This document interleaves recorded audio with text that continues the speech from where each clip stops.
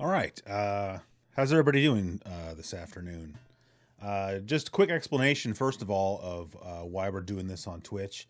I just wanted to do like a casual weekend stream and like not put all of the YouTube subscribers on blast.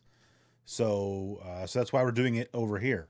You might have seen on Twitter, if you follow me on Twitter, that I was going to stream Neo Turf Masters for the Neo Geo Pocket using the Switch compilation that just came out. I forgot exact. I think it's called Neo Geo Pocket Selection Volume 1 or something.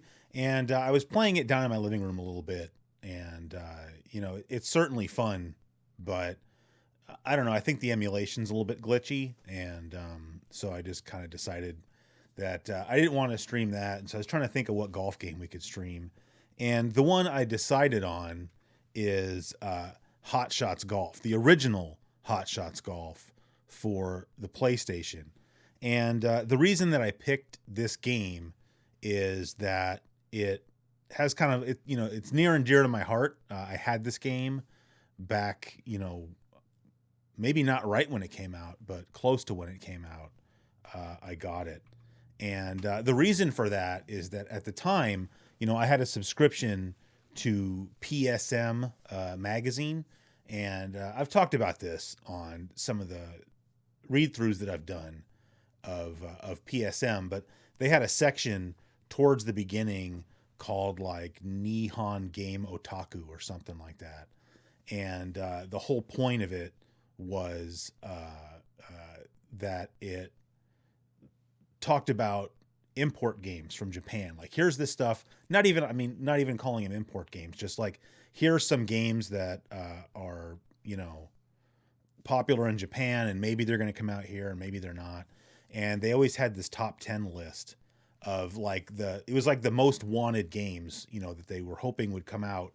Well, the guy that wrote it was this guy named Bill Paris. So I guess it's what he was hoping would come out. And for several months in a row, it seemed like there was this game on that list called, what was the name of it in Japan? It was Mina no Golf, which I guess translates to everybody's golf. And I didn't know much about it except just, I would see the little screenshot in there. And I was just really curious about it because it was just perpetually in this list. And up till then, I've talked about before on the show that, I played a lot of Bandai Golf Challenge Pebble Beach on the NES just because that was what I had.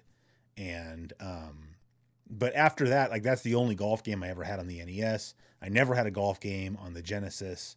I didn't play any golf games on the PC. So it's not like I was some like golf game junkie, but I just saw that and was really curious about it. And so I picked it up when it came out, and I played the crap out of this game. And I never got Hot Shots Golf 2.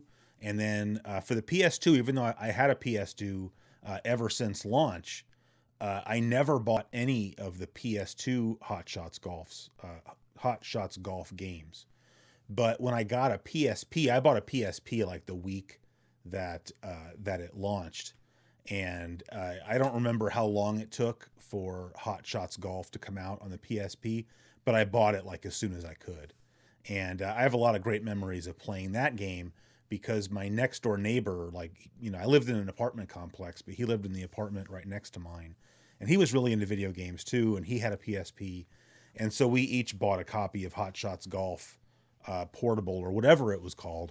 And we would play, I think, if I remember correctly, the PSP called it like ad hoc, right? Like if you were just playing like a local Wi-Fi game. And we used to play that against each other quite a bit.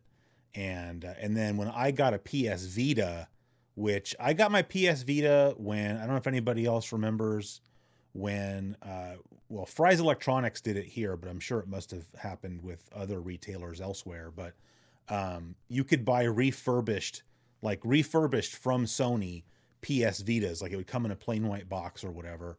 But they were the original PS Vitas with the OLED screen. So if you didn't want the newer PS Vita with like the LCD or whatever screen, you could get this refurbished Vita with an OLED screen. And I got that. And then I think the first game I bought was Hot Shots Golf for the Vita, whatever the exact name of that is. And that's certainly the game that I played the most on that system. But yeah, so anyway, what we're going to play today here is the original Hot Shots Golf, which I already have my PlayStation all hooked up and everything, and it has the SIO or whatever, PSIO, but I guess you say SIO.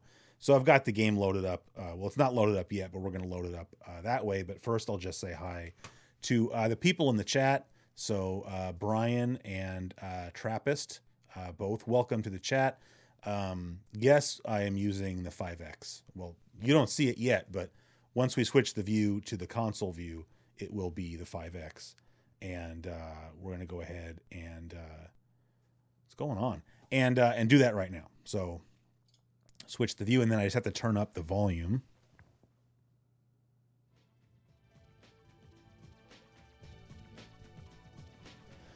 So once we start playing, you guys will have to let me know if it's too loud or too quiet.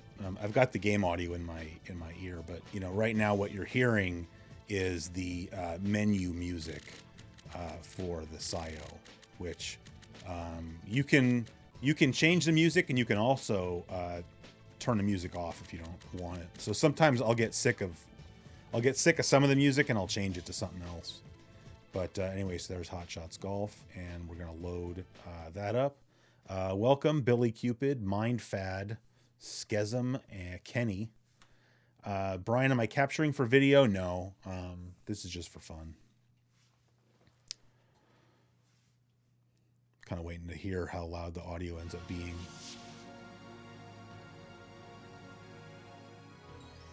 I mean, that seems okay to me because there's not a lot of sound once the game starts, so I prefer not to turn it down.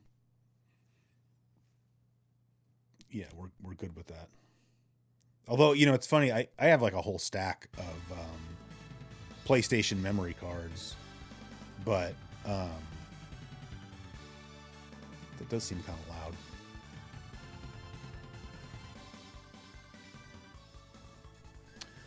loud. I don't have my memory cards labeled, so like I don't know what's on what. And I know, I don't remember the name of it. I know there's that smart memory card or whatever that somebody came out with that has like the little screen on it and everything. And that looks really cool, but you know, I already have like 10 PS1 memory cards or however many I have. So like, you know, I just feel I almost bought one, and then I had it in the cart, and I was like, why am I buying this? Like, I don't really, like, I get the value, but like, why do I need it? Okay, so anyway, you know, you see I already hit start there. So you have some different game modes that you can go through. I'm just going to do stroke play, which is pretty much what I always do. And then obviously it's just me, so, you know, those are obvious. So the only reason I was saying I could have gone and found whichever memory card I used to use back in the day for this game is I'm sure I have more characters unlocked. But, I mean, I think this, you know, doesn't really matter. So, and then, I mean, oh yeah, I think that's the only course we can play, and I'll just do the regular tees. And if you play on easy mode, then you can't hook or slice your ball, which for me at least makes the game like too unrealistic. Like if you mess up your shot, you should have to pay you know, there should be consequences for that. So. Oh, is My Life in Gaming streaming on Twitch today? I always try to be careful not to step on anybody else's toes, even though I don't really have much of a following on Twitch. But I mean, that's kind of why, like I said earlier, that's kind of like why I'm streaming over here anyway, is just to have like a smaller audience. So, oh, they did before, just testing the 5X. Yeah, I think that because, you know, they're going to have their Sunday night live stream tonight, and I think it's going to be about the 5X. So, like, I might make a video about the 5X, but if I do, I think I'll wait until they're widely available, because, you know, everybody else is doing their video right now. So if I make one at all, I don't know. All right. Anyway, let's get started. I haven't played this game in a while, so just, you know, fair warning.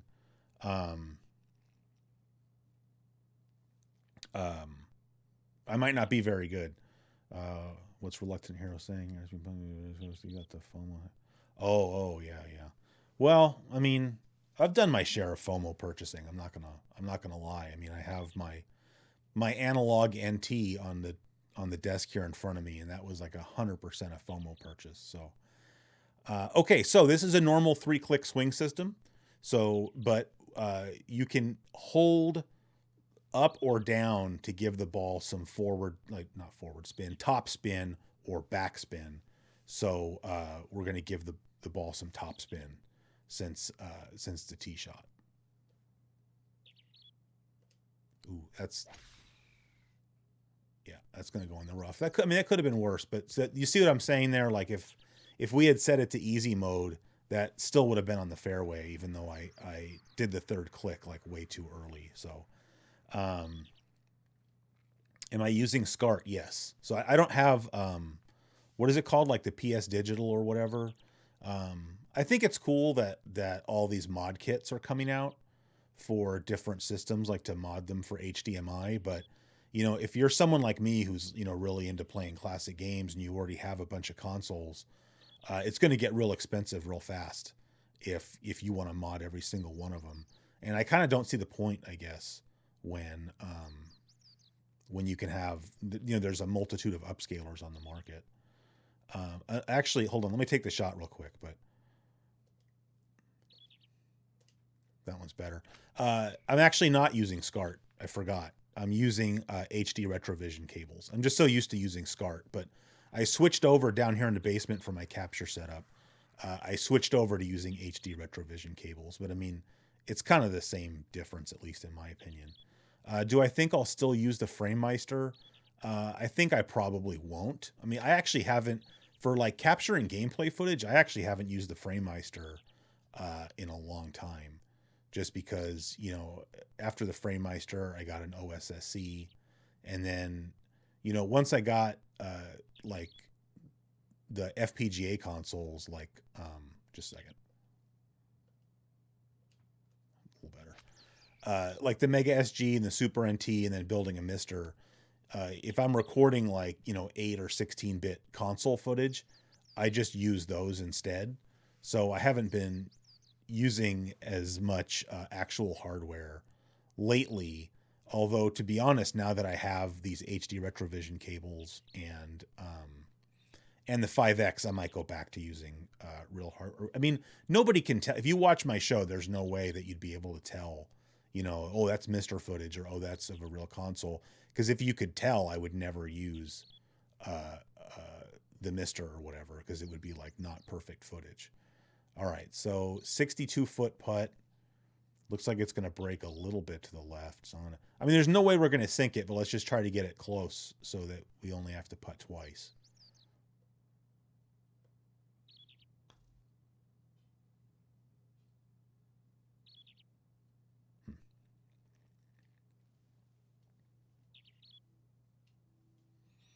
You're thinking with the 5X, you don't see need to get modded systems now. Yeah, I mean, that's what I'm saying, like, personally. You know, I feel like, you know, a lot of people you watch, like, you know, YouTubers like, you know, like me or like Corey or like, you know, GameSack, and, you know, we all have all of this, you know, we mod our systems and we have the upscalers, but really, and I can't speak for those guys, but for me at least, like the only reason that I have any of this stuff is so that I can record gameplay footage for the show. Like if I was just playing games just for my own personal enjoyment, there's no way I would have all this stuff. I mean, probably at most I would have, I would buy like a RetroTink 2X Pro or something and be done with it. Just because, like, for me, I'd be fine playing my consoles in like S-Video or whatever. I mean, that was, I know I've said it before, but like for the first several years of the show, it was all recorded in like composite and S-Video. And it's not like anybody ever complained about the video quality. So, you know, I feel like we as, you know, YouTube video makers or whatever spend more time worrying about that stuff than viewers do. Hey, Drubo, what's up, man? What time is it in Australia? All right, so you can see, I forgot some of the buttons you got to use here. Is it this one? No, that's the change. There's a button you can. Oh yeah, there you go. See, you're like throwing blades of grass, so you can kind of see how bad the wind is, because you see up in the upper right hand corner, you got wind going from left to right, but you don't know how fast it is. So, and then you can zoom in, which is pretty cool. You'd probably take that for granted now, but like back in the 16-bit era, you couldn't do that. Or even like any golf game that used like pre-rendered graphics, like the PGA Tour Golf Series, even here on the PlayStation, you couldn't just, do this flyover thing, which is really, really helpful. Although it's really unrealistic, but who cares? Ooh, nice one. Nice shot. So I noticed, so I have, I guess, to finish explaining how this is set up, part of the reason I use HD Retrovision cables is I have it going out of the PlayStation into the back of a Sony PVM monitor that's like up above my desk. And then it comes out of the PVM monitor and goes into the RetroTink. And then that goes into the capture card. But so like I can play the game in the capture window, but because of the capture software and everything else, it's maybe a little bit laggy, So if I like look up at the screen, there's no lag, and then hopefully I won't suck as bad. Wow, 7:10 in the morning on Monday. I'm sorry that it's your Monday. Oh, it's 2:00 on Sunday here. So, oh, and by the way, I should mention that because we're playing a golf game, I'm drinking Arnold Palmer, half iced tea, half lemonade. All right. See, now it'll tell you the wind speed. I guess that's like just a thing that it does. Like for your tee shot, it won't tell you the wind speed. So we're going to go a little bit this way. You also have to pay attention, just for anybody who's not familiar with these games, in the lower right-hand corner, like if your lie is like at an angle, it'll show it there. And if it's at an angle, you have to adjust for that, because if it's angled this way, if you try to shoot the ball straight, it's gonna go off to the left. So it's kind of funny, like for as cartoony as this game is, it's very full featured, but it also, I think, lets you play a pretty robust game of golf. Not too horrible. And then it also, if you see underneath where your lie is, it says 98 to 100%. So that's like the percentage of the total. Like if you have a club that says it's got a maximum distance of 100 yards, but then down there it said 80%, it's only going to go 80 yards. And that's because maybe you're in like some rough or like deep rough where you can't really get like, the full shot or whatever. Yeah, Brian, I assume that was you, Brian North. I don't know why I assume that, because I know like there's like 3 Brians that are regular viewers of the show, but I don't know why. I assumed it was you, so you're good. Shout out to the Anchor Steam logo over my right shoulder. Yeah, oh, there it is. Yeah. Yeah, that's an Anchor Steam, and then above it is a New Belgium brewery, but you can't really tell because I've got some stuff hanging in front of it. So, all right. So this seems like it's a fairly flat shot, except if we hit it too far, you can see that the green kind of falls off over there. So I think I'm not going to make any directional adjustments. But we want to try not to hit it too hard.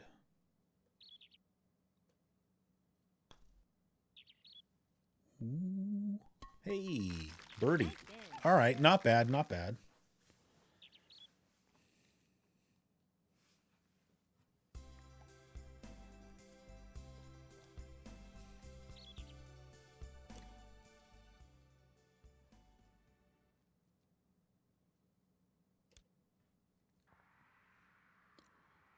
Par 3, 182. We got the wind in our face a little bit. So, and it's coming kind of over our right shoulder. So we're going to go a little bit that way. And you can see at full power that club is a little bit overpowered, but maybe that will cancel out the wind. So I'm not gonna mess with that. Oh man, that is not a good shot at all. Hopefully it makes it over the. If it makes it over the water, I'll be happy. All right, it's not horrible. It didn't go in the sand trap, so.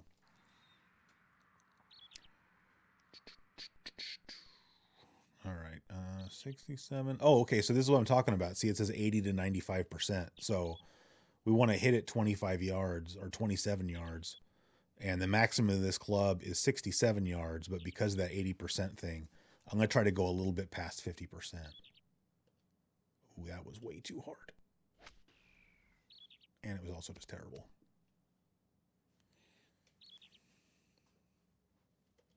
Well, hopefully nobody tuned in to watch a competent round of golf.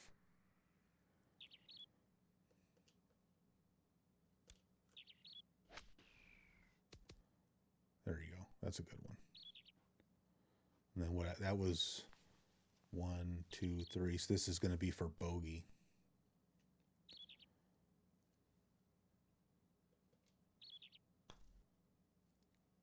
Ouch.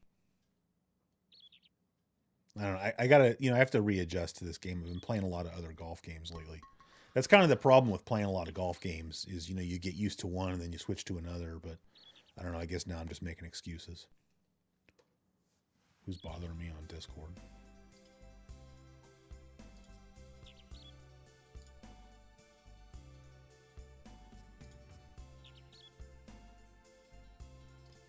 Anyway. All right. So where are we at now? 1 over 1 or 2. So we're 1 over par. That's not.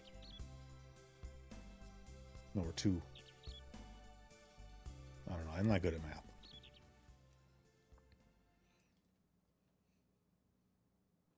What's up, Cedar Valley Gaming?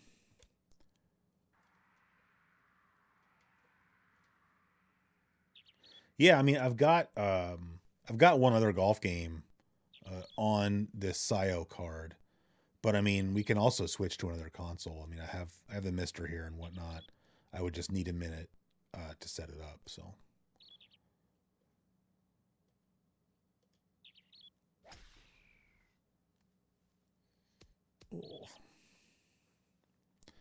I notice I'm having a hard time getting it anywhere near full power. All right, like I feel like I just want to kind of try to punch it out of the rough. You also notice that it always automatically aims your ball directly at the green, which is, generally not where you want it to go. So 65, 208. Oh, and then you see where the arrow is there. If you change the club, it changes where the arrow goes, which is also really nice because, I just got done playing, all those TurboGrafx games where you kind of had to memorize the club distances, which is more realistic, but not necessarily more fun. All right, that's not bad. There we go. No. Wow, how did that happen? So that our lie was at an angle there, and then on top of that there was wind. So.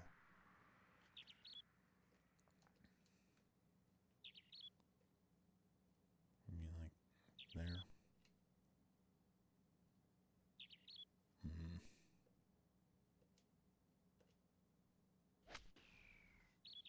Is that even going to end up on the green? Nope. Well, oh, barely on the fringe. I'll take it.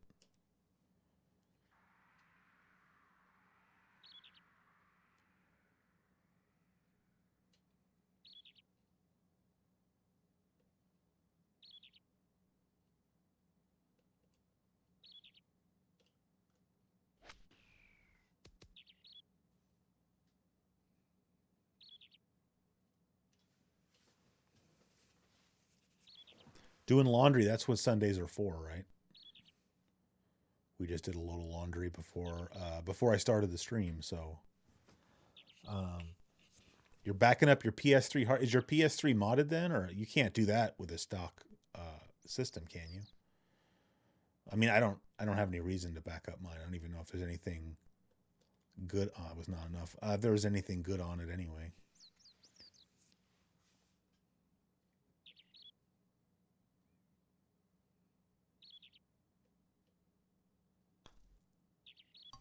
Double bogey, man. Yeah, I've kind of like meant to do that because I mean I don't play my PS3 ever, but I don't know. Maybe if I put custom firmware on there, like maybe I would be more inclined to do so. I just, I really only ever bought my PS3 to play one game, which was Gran Turismo 6.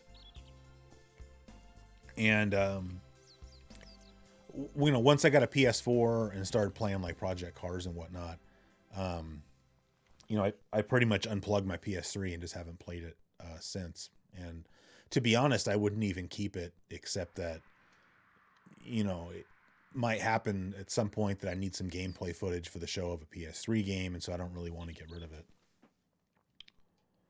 I mean, I don't even really play my PS4 either very often, just because I don't really have time.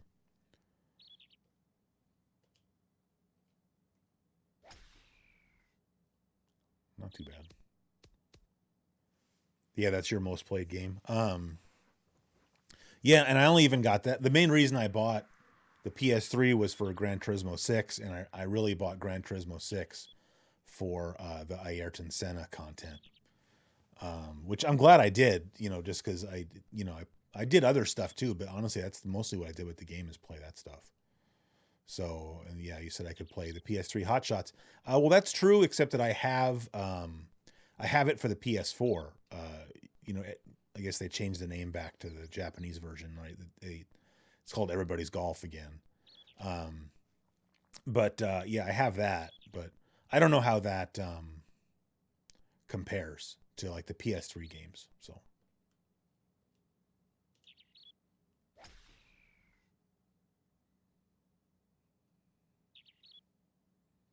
It's in some cabbage.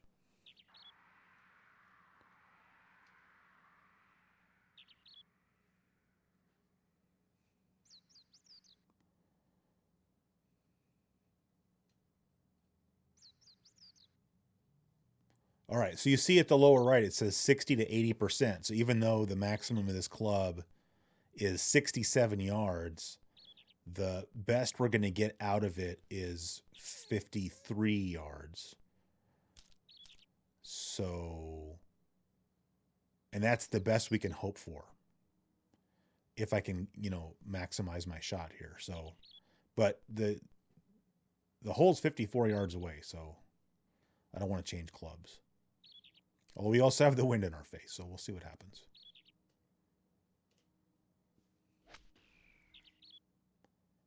Yeah, so.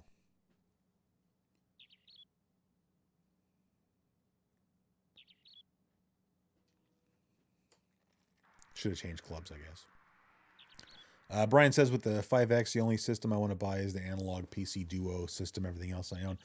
Yeah, I mean, I don't know. It's funny because like when they announced that, I was like, I really don't need, the Duo thing that they're making at all. But I'd be lying if I said I wasn't tempted. All right, 26. Or I'll just try to go like 50%, I guess. Although even that's a little bit too much.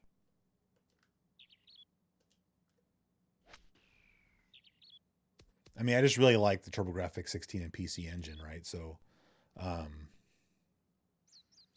I guess just as a fan, if something like that's coming out, I'm going to be tempted by it. But I mean, I already have I have a PC engine, and I have a Duo R, and then I have the Mister. So I don't, and like for the PC engine, I have the Super SD System 3. So. Are you kidding me? So I just really have no need for it. But like I say, it just looks really cool. The only thing that makes me nervous about that,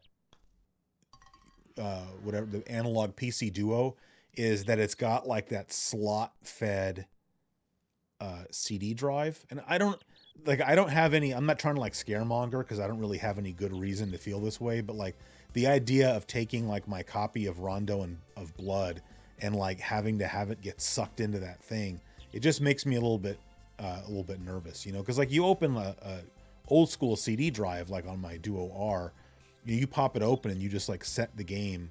You don't even snap it onto the spindle, if I remember correctly. You just like set it in there. And so for some reason, to me, it's just like, that seems more like gentle and I don't worry about it. But I'm sure that, you know, that's just me being paranoid, and that, you know, my fears are totally unfounded.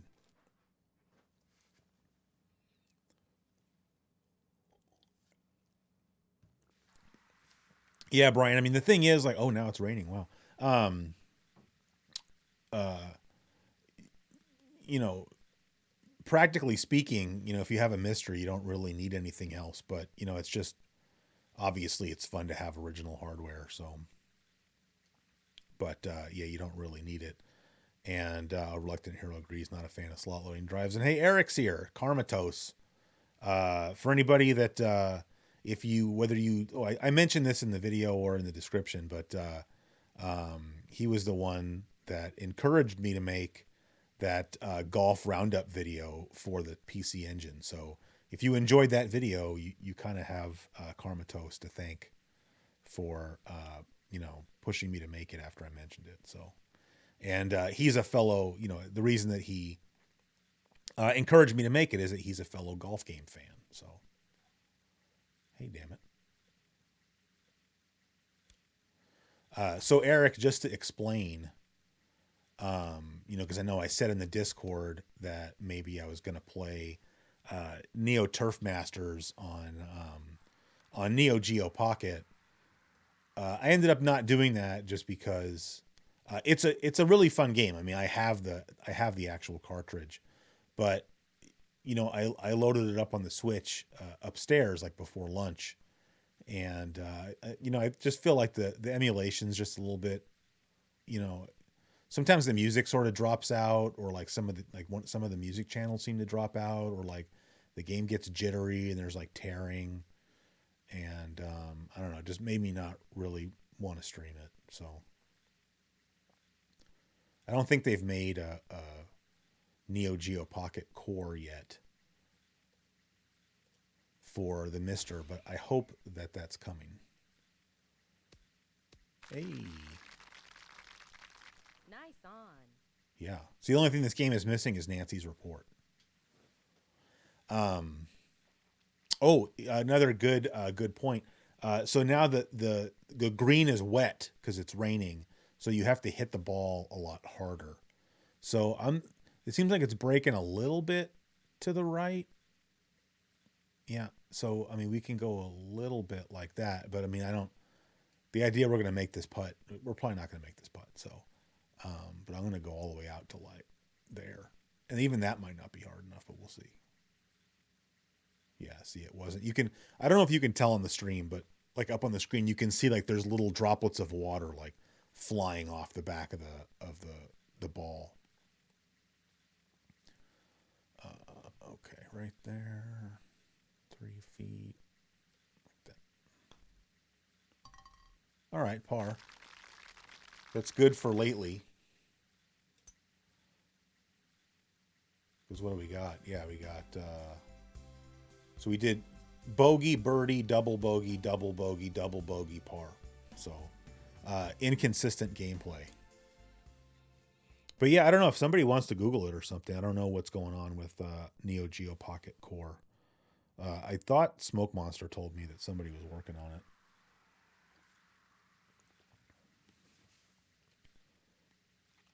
That would be really nice to have. Still raining.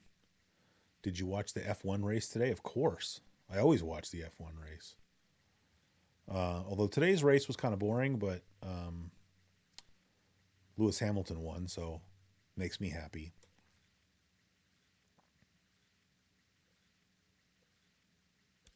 Oh, nice. Nice shot. But I think it was a fairly boring race, especially because you know, they said that like last year there were more overtakes at that track, you know, at that F1 race than like any other race that season. So I think people were hoping for more of the same, and that didn't really happen. So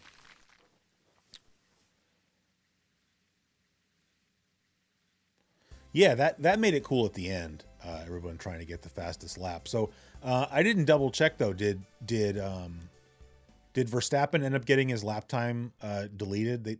I saw the post race interviews, and he thought he had fastest lap, and then I forgot. I think it was Paul DiResta was interviewing him and told him that it got deleted, but I didn't know if that was confirmed because I saw him go off, and I thought like, oh, that's not going to count. But I mean, I like Max Verstappen. I hope he gets a world championship, but like I'm kind of fully on board with Lewis Hamilton becoming the Octa champion this year. Right now he's the Hepta champion, but we need Octa champion. So once that happens, he doesn't have to win any more championships. Somebody else can do it.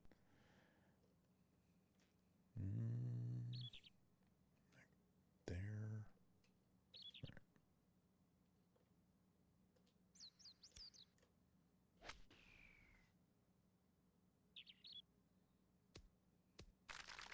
All right, I think we're improving.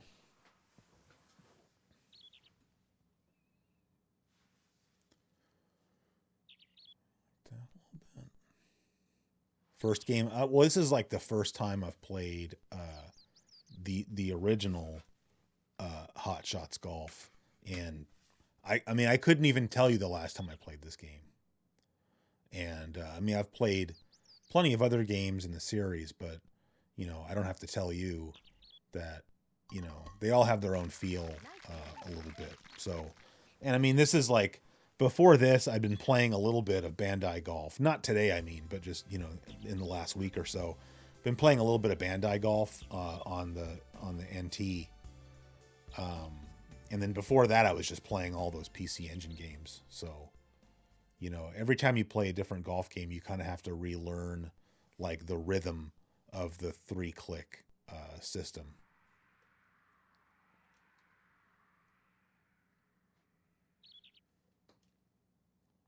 I was talking to Smoke Monster today, and he mentioned that you know on the PS4, I guess you can play not that good. You can play Everybody's Golf in there's like a VR version you can buy, and I don't have PSVR, but I mean, I could think of multiple reasons why I would want it. I guess I mean especially for driving games that would be awesome. But I guess, and I mean it makes sense, but if you play it with the VR, you have to use motion controls, and like for me that kind of killed it. Like I wish if I could just sit there with like the helmet on or whatever, just so I'd be able to look around and stuff, but still use the controller in the traditional way, I'd be a lot happier. So, all right, so now you can see that if we use the 3-wood, so the game is dumb, right? So the game is just telling us to use the longest club we can because we're still 270 yards away, but you know, we're going to end up in the middle of that water hazard. So we have to like lay up a little bit and, you know, try to put the ball somewhere around right there and then go for the green from there.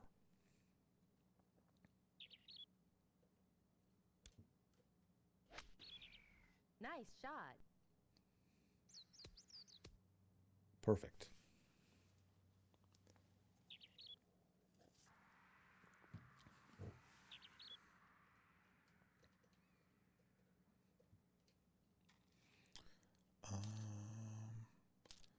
So I'm worried that with the 7-iron, we might overshoot a little bit because you see we've got a 4-mile-an-hour wind at our back.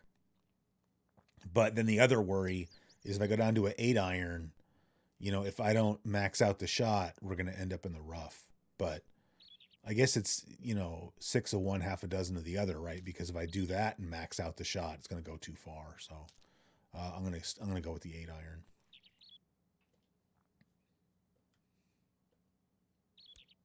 All right, that should be good. Nice shot. But it's not. Oh well. You know, our logic was correct. All right, 18 yards. So half of 67 is about 33. Half of 33 is about 16. So we want to go a little bit more, a little bit over a quarter. That was too hard. Not horrible.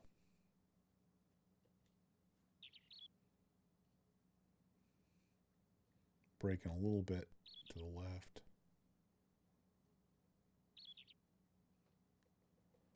Well, yeah, it's funny, Brian. I think the reason, like, because Corey and I have talked about that, like, we both kind of have Twitch channels because, like, sometimes you want to stream, but, you want it to be more casual. And especially for those guys, because, like, they don't have, like, uh, a side YouTube channel the way that I do. I mean, they do have, like, that video game B-roll channel, but I'm saying, like, if I don't want to stream and have it get like put on blast to like, 135,000 people or whatever, I can stream on CGQ Plus, but like sometimes I don't even want to do that, like we only have, at least from what I'm seeing here, we got like 20 people hanging out, which is like, a nice, more casual, small group. So, but so that's what they were doing. And I'm surprised because he says he's going to do that kind of stuff more often. Yeah, we're not gonna do that. Yeah, I'm sure. Because he always says he's gonna do it. I always think it's weird. Like, it's funny. People think I'm weird for even having a second channel. Like, why don't you just put everything on your main channel, or why don't you stream on your main channel?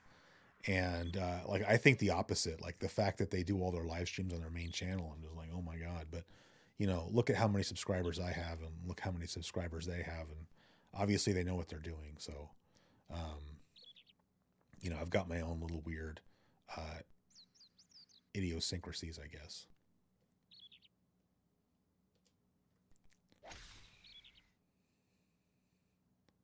Just stay on the fairway.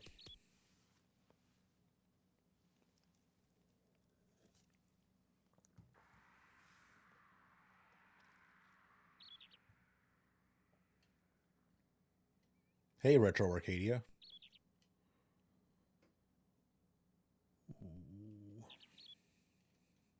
Yeah, all right. Right there, right there.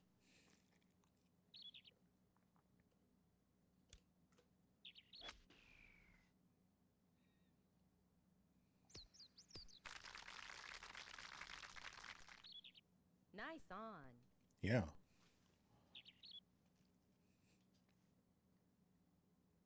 I will say, when I was playing, Neo Geo Pocket Neo Turf Masters upstairs, I almost got a hole in one, and I was almost glad when I didn't, because as somebody who's always trying to capture good gameplay footage, the last thing that you want is to have something like that happen, and you didn't record it.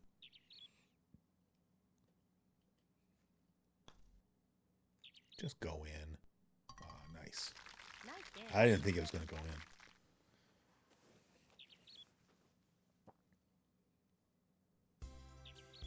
Psycho Fox, nice.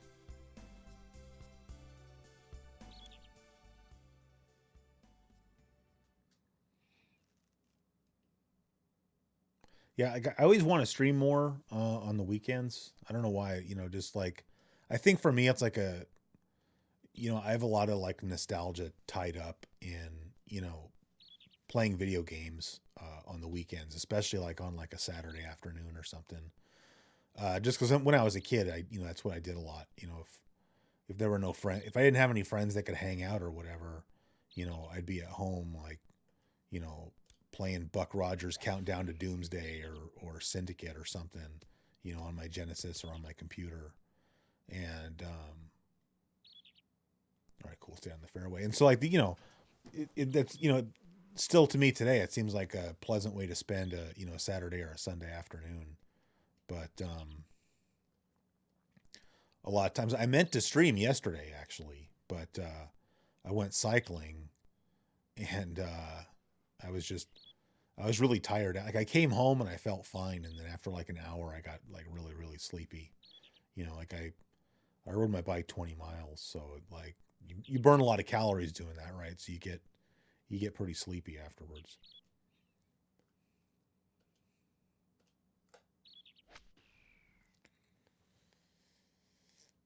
Oh, I was so close to going in the water. Sundays are, I wouldn't even say a little bit depressing. Sundays are just straight up depressing. Um, I mean, it hasn't been as bad for me for the past year, just because there's like, you know, with all the working from home and stuff that I do, like days don't feel like as much like like, you know, Friday doesn't have as much of a feel, or Monday doesn't have as much of a feel, but it still has somewhat of one. But you know, when, that would have been cool. But certainly when things go back to normal, you know, Sundays will go back to being fully depressing, which, you know, is sad because, you know, you get 2 days off of, you know, a week.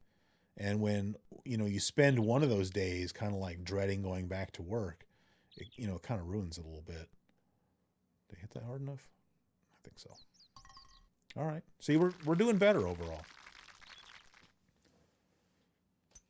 But, you know, this might sound kind of weird, but, you know, I had this job. I mean, I haven't had this job in like 7 years, but, you know, I had this job where, first of all, I got to spend a lot of time just sitting at home, which is why I started my YouTube show. But the flip side of that was that I was basically like on call like every day. So like I'd have to go to work on the weekends sometimes, but then like there'd be a lot of days during the week where I didn't have to go to work. And overall, I didn't have to do that much work. So I don't want to make it sound like I'm complaining like, oh, I had to go every day. But it's like, because of the way that job was, and I had that job for like 3.5 years, all days completely lost their feeling. Like it didn't matter if it was Saturday or Sunday. Like, and it's funny, when I took that job, one of my then new coworkers was like, oh, you know, you're never going to have a case of the Mondays again. And he was absolutely right. But, you know, like the reverse of that or whatever, or the converse of that was also true, in that it was never, you never got the joy of like, oh, it's Friday, you know, or whatever, or oh, it's Saturday and I have the day to myself. Like you never got that either.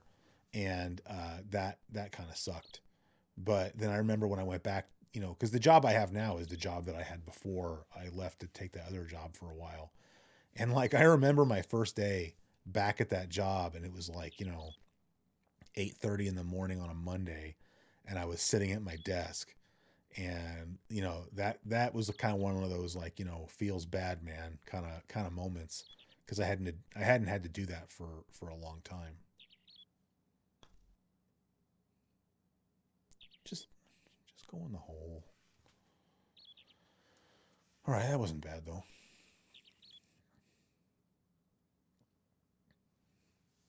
Yeah, those My Life in Gaming live streams, that seems like a pretty good way to wrap up a Sunday night. You know, like when I was a teenager, you know, I had my shows that cool. I had my shows that I always watched on Sunday night where, you know, this was kind of like back before, you know, like animation domination and stuff. But you know, I used to watch Fox, but it was just different shows that were on Sunday night. Although I think In Living Color was among them. Yeah, X-Files, but I'm thinking even like before that. I'm talking about like the early 90s. And, you know, when Fox showed a little bit more niche kind of stuff. Is it niche or niche? It's niche, right? Like, I don't know if any of you guys out there remember that show Herman's Head. Like, I used to love Herman's Head. Or they had that show Rock, R-O-C, Rock. That was a really good show. And I think that's also when In Living Color was on. You know, because back when X-Files first started, that show was on Friday nights. I think they switched it to Sundays after a few seasons because they realized how popular it was.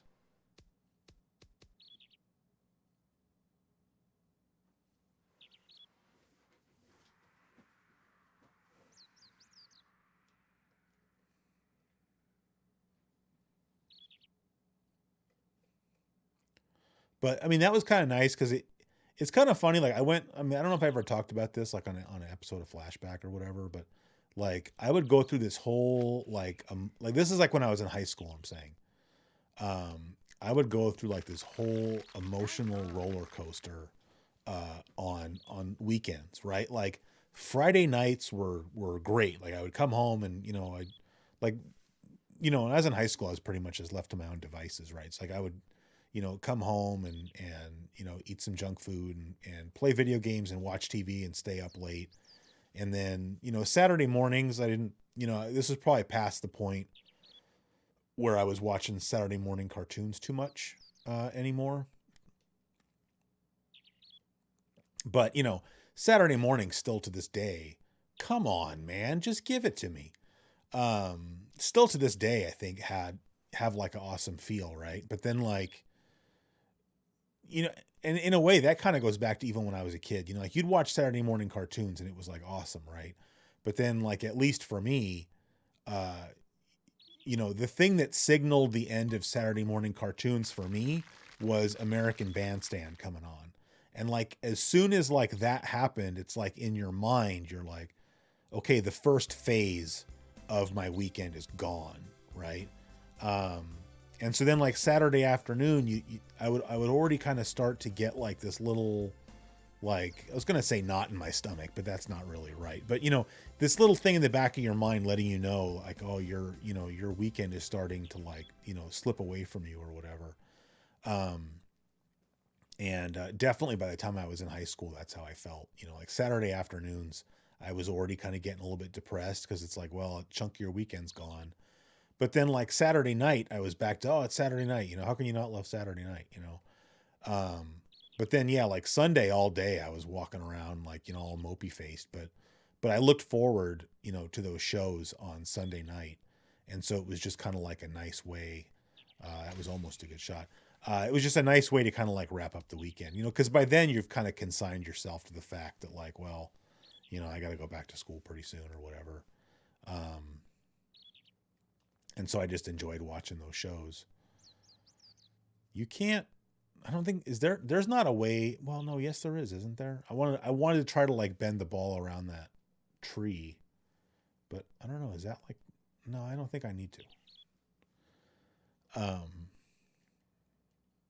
Anyway, I guess all of that blabbering BS was just to say that like, I could definitely see where like my life in gaming Sunday night stream could like kind of fill that same role for people, you know, and it's a pretty nice way to end your weekend, I would say.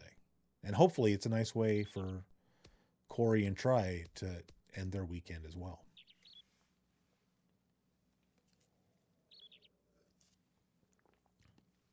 For me, like I kind of miss doing those Tuesday night live streams just because, you know, for me, like, I mean, I've said this many times, I'm a broken record or whatever, but you know, Tuesday for me is like the worst day of the week.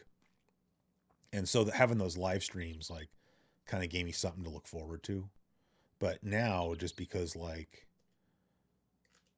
you know, because like the days don't have as much of a feel at the moment,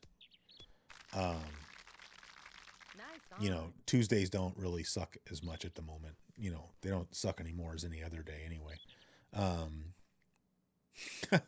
Another weekend shot to hell.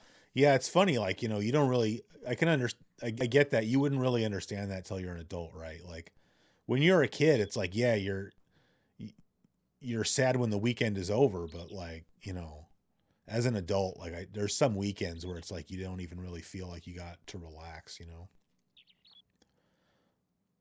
having to do like family stuff or, you know, work on your house or, oh, God damn you. And I don't even have kids, so I can't even imagine what that would be like. Hey, Wookie's here.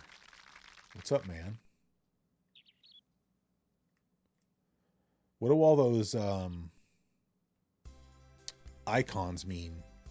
I don't know anything about Twitch really. So I noticed like, you know, Retro Arcadia, you have like that little crown next to your name, and then Subtle Wookie, you have like a jewel and a crown next to your name. I don't understand. Oh, crown is prime. Oh, so if I go, that just means, oh, okay. Oh, you're a VIP. Did I make you a VIP? What does that even mean? I don't even know how to make somebody a VIP. Well, Wookie, you'll always be a VIP to me.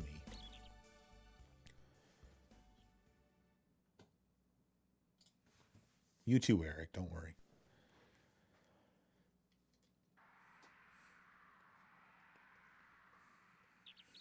Clip that. Yeah, you do that.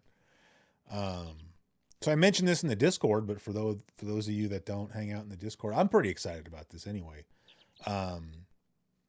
there's this business called GG Labs, which I don't know what that's a nice shot.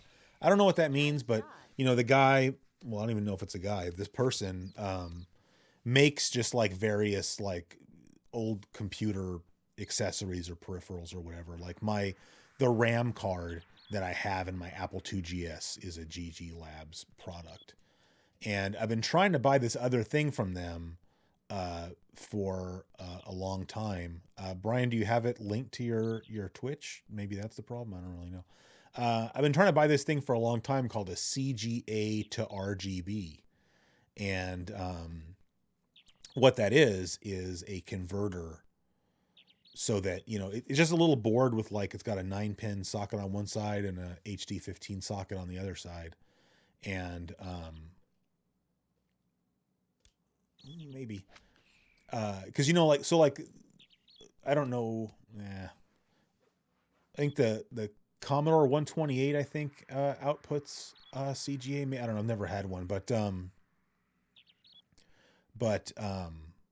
the Tandy 1000 outputs CGA, or if you have like an old like IBM PC, like an original IBM PC, those output it's a TTL signal, so it's like digital RGB. So if you want to display that on, like a PVM or something, you have to have a converter for that. So the reason I'm bringing any of this up, the reason I'm excited about it is, I've got my Tandy 1000. Well, actually I have two Tandy 1000s now, and you can see both of them in the frame.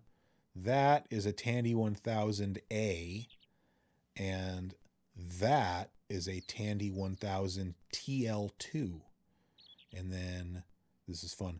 That is an Apple II GS. That's a Mac Classic, and you can't really tell from here, I guess. But that's a Apple IIc, and then I think sitting right there, I think on top of the Tandy 1000A is an Amiga 500. So anyway, I don't know why I'm telling you all that, but with that thing that I bought. I can hook up my Tandy 1000 to a PVM, but maybe more importantly, to an upscaler so that I can capture video. So,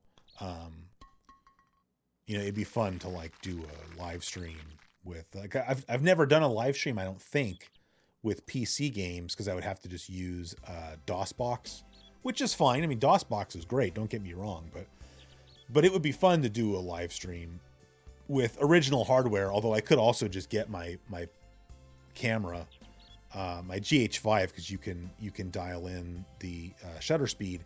I could put it over my shoulder and just point it at the screen, which is what I'm going to have to do if I ever want to live stream arcade. Actually, that's not true anymore, because now with the Mistercade, like with the Mistercade, I can have it, displaying on the monitor on the arcade cabinet, but I can also send HDMI out to a capture card. So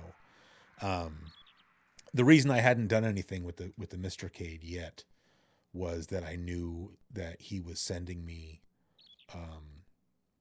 like a second revision of it's not far. Oh, that's not good. You can't talk and play, man.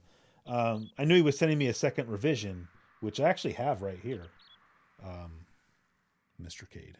It doesn't have the Mister board on it, right? The DE10 Nano, because that's in the arcade cab on my other Mistercade. And then he didn't tell me he was doing this. He put my name. You can't read that, but you see over here, there's this whole list, and that's like everybody that's testing it for him. So I thought that was kind of cool. Like, he didn't have to do that. 16 miles an hour in my face. So we're going to have to go 4-iron, and hopefully, like, I almost want to just shoot it over here, because then we have more margin for error. I think I'm going to do that.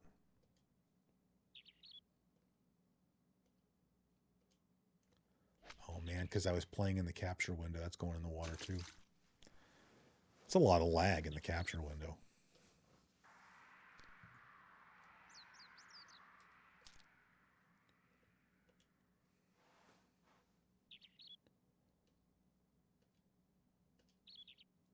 Should be okay. Yeah, old Macs are pretty cool. I keep meaning to make a video. I was going to do it just for CGQ Plus, but I was going to make a video about the Mac Classic. Just mostly about like highlighting like some of the games that you can play on a Mac Classic, just because, you know, those old, 16-bit Macs are certainly not known as gaming machines, nor should they be. But, you know, like I just remember being a kid and like anytime you'd see a Mac at school, you know, you didn't even have to wonder if it had any games on it, because like it didn't. You know, like you could sit down at like a Windows 3.1 machine and at the very least you could play some solitaire or something, which when you're a kid and you're like trapped in school, solitaire is great because it's at least you're playing a video game. But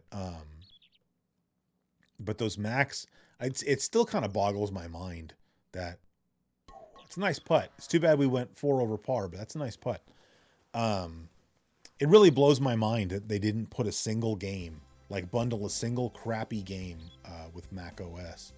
And yeah, Eric, we didn't really have them in school too much either. It's just something that you would like see every once in a while. Like I remember, you know, there was this one biology classroom when I was in high school that had like one Mac over in the corner because, you know, I don't even know how they would have gotten it. So,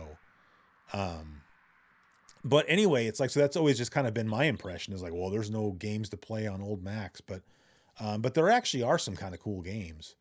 Like, you know, for instance, Shadowgate and those other Mac Venture games. The name tells you Mac Venture, right? Those all got their start on the Macintosh. Although to be honest, that's no way to play Shadowgate. You don't even get any sound. So, but there are some other games that are at least interesting. So, your 6th grade class had a lot of Apple IIcs. We had an Apple IIe, I remember, in my 6th grade class, but we didn't really use it. We had, and this would have been in like 88, 89.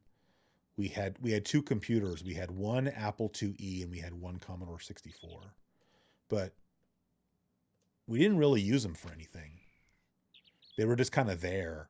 And really, dude? And because I was in the rough, I needed to use a longer club. It was more like the kind of thing where if you wanted to, you could like hang around after school and like play with it. But like it was not part of the curriculum at all. Like there was never like, okay, like today's lesson you're going to have to go over and, you know, do something on the computer, you know. It was just more like it was kind of there. And, you know, like my 6th grade teacher, like, you know, she generally would stay in the classroom until at least 4, just like grading papers and stuff. And like, she didn't care if, you know, if students wanted to hang out in there after school, like she had no problem with that. And so like we would hang out in there just to use the computer. Like it had a printer attached to it, like a dot matrix, you know, line feed printer. And I don't remember, it was probably for the Apple IIe. I don't remember specifically which computer it was for, but it was probably for the Apple IIe. We had Print Shop. And so like you could print banners. And so I remember I printed like this super long banner. And I just took it home and hung it on my wall, you know. But, you know, normally maybe you would get in trouble for like wasting paper, but like we didn't use the computer for anything. So like the paper and everything was all just sitting there.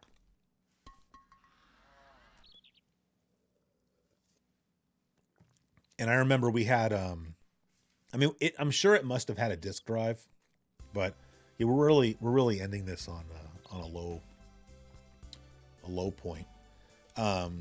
It must have had a disk drive, but I remember for sure that it also had a tape drive, like a cassette tape drive. Because I remember like in my 6th grade class, there was this kid, Darren, and like Darren was like the computer nerd in class. Like I think his dad was like a computer programmer or something. Cause like he knew a lot about computers, Darren. And just like, I remember we were trying to load something off of a cassette tape and it wouldn't load. And so like, he knew like, he's like, oh, we have to adjust the tone knob on the side. Anybody out there who's ever had an old computer, had to use a cassette tape drive. If you're using a standard cassette recorder, tape recorder, instead of like Commodore had their cassette drive. Then you didn't have to make that adjustment. But if you were just using a normal tape recorder, you might have to adjust the tone to get it just right so that the computer would be able to understand. So I remember him having to do that, and I was like blown away that like he like even knew about that, because I didn't know anything. Hey, Derek.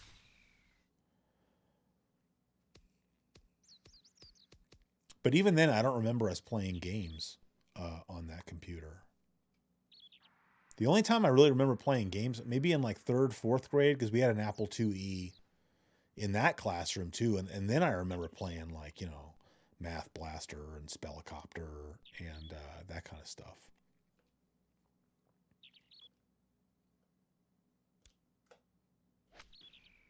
Nice shot. See, they shouldn't tell you it's a nice shot until it lands. See, because that really isn't a nice shot because I hit it too hard. Move it that way.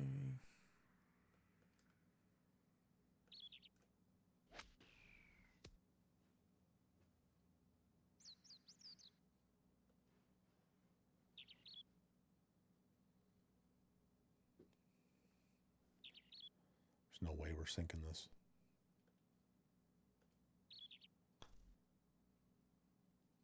Get in the hole.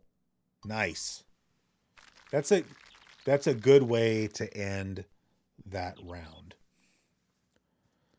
So I don't know. What do you guys want to do now? We can play the other golf game that I have on the SIO card. I have PGA Tour 96 from 1995 on there. Or if you guys don't want to play that, then I would just have to hook up the Mister real fast. But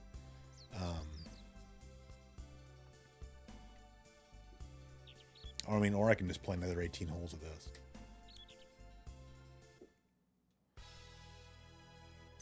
All right, we got 12 experience points. Unless, like, if it unlocks another course, then I would play that. But I don't. Yeah, I know. I don't think that it's going to. Yeah, it's fine, man. Yeah, I think it's a shame that. I understand why, but you could just imagine if they had made like a golf game based on Happy Gilmore, like that would have been pretty cool.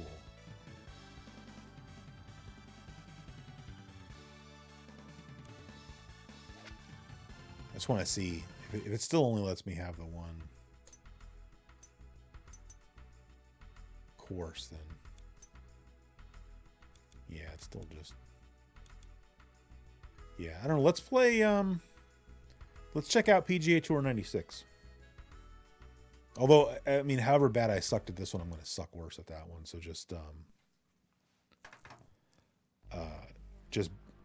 fair warning.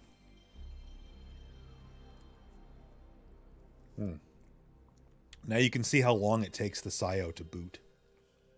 It doesn't bother me because, I'm not changing games that often, but, you can see, it has to initialize, and then every single time you boot it,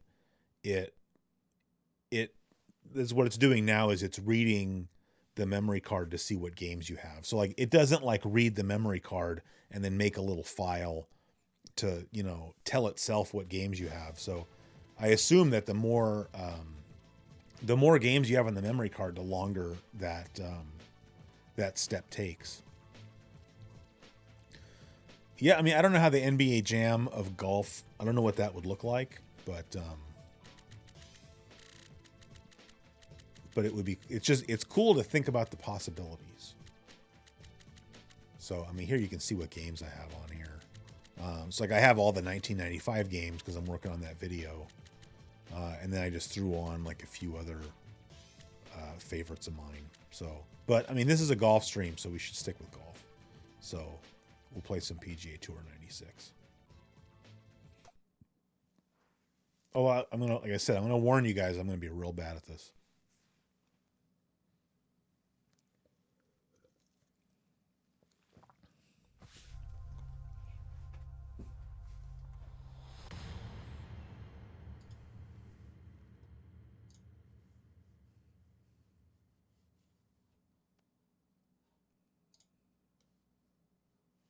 Oh, sorry. Somebody in the chat was. Hold on.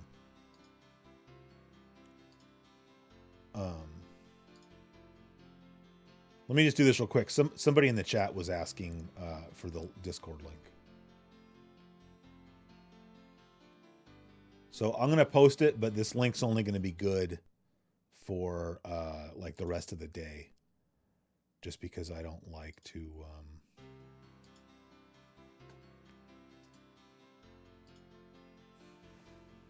I don't like to... The whole reason that I don't like just keep a public link somewhere is I just don't want trolls, you know, coming and hanging out. So, you know, anybody at any time can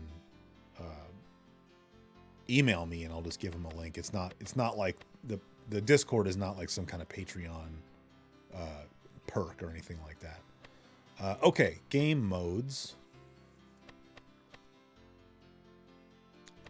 Stroke. All 18, yes. No. All 18, goddammit. Let's go back.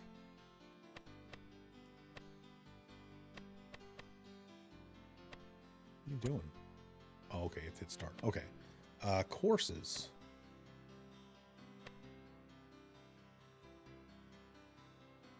I mean, does it even really matter? I mean, I don't know one from another, but I think this game only has 2, doesn't it? Yeah. River Highlands. Spyglass Hill. Yeah, I'm going to take this one just because it's here in California. So, and plus that one's on the ocean, so that might look cooler. And then golfers. I think there's like 14 pro golfers for you to choose from.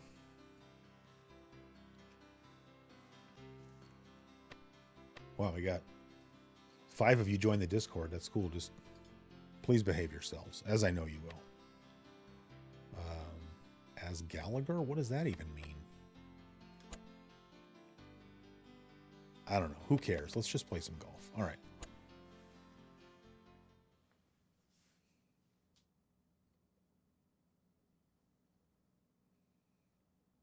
It's loading. Oh, do I need to? Oh, no. Never mind. Okay. Like I said, it's been a while here, so see. So here you can't zoom in like I was saying earlier, but instead you get this kind of cool arc that you can move around, and that's pretty neat. So you can see it on the main view. What was that? A seal? And then you know, over on the left there's that map, and so you can see the line moving around on the map. So I think that's it's like a sea lion. So that's pretty cool anyway. That's going to be a real bad shot. I have to now I have to get used to the swing system again. Oh, that's a really bad shot. Wow. Oh, we can mulligan though. Let's mulligan. That was really awful. So that's like a do-over. I don't know how many mulligans you get.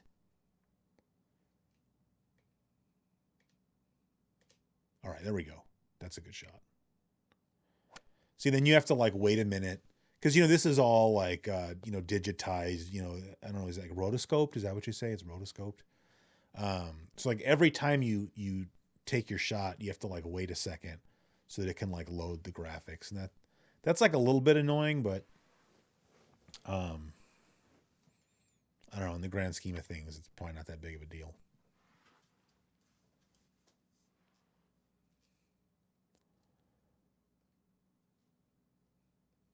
All right, we got this tree over here we got to be mindful of.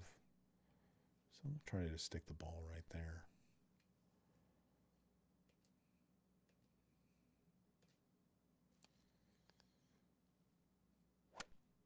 Wow. This game is not forgiving at all. Oh, well.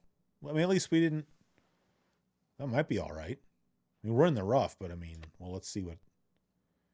No, this is all right. Okay. 76 yards to the pin. Sandwich, 84 yards. So, let's see what I can... Right there, maybe? That might not have been hard enough. No, we're on. We're on the fringe. I'll take it.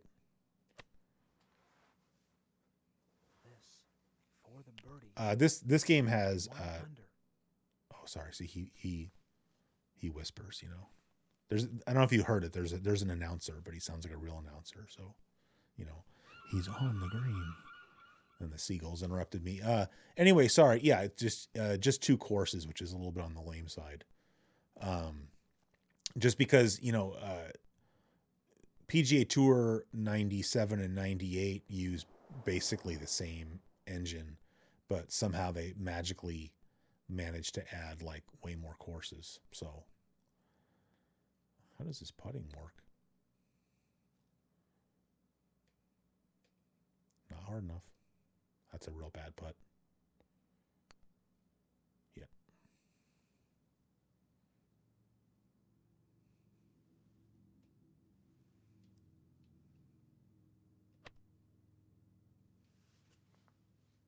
To remain at even par, he needs this putt. Yep. Well, this is actually for par. I'm surprised this is a putt for par. Just because we're doing so horribly.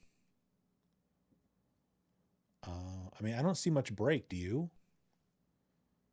The cup is 9 inches above, though, so we need to hit it a little bit harder. And I don't think that yellow line takes that into consideration because it looks like it's exactly halfway. You think it's, oh yeah, you're right. Maybe it's breaking a little left. What does that sea lion think? Do you like right there? Right there. I'll do right there. All right. It's not hard enough. Oh, I screwed it all up anyway. Oh, yeah. Well, I mean, this is far more sim-like, obviously, than Hot Shots was, right? Should be just a tap in. I want to turn it up. Hopefully the sea lions don't blow our ears out. Aha, see the ocean.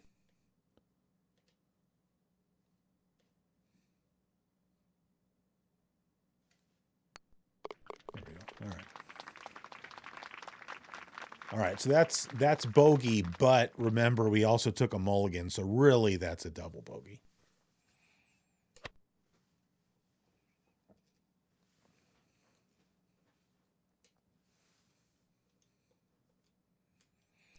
I think it's loading.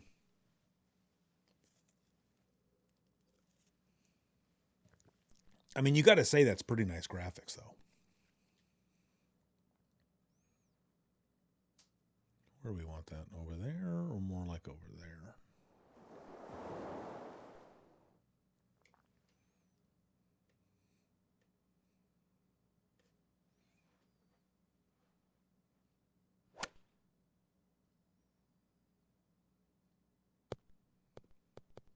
Good, good.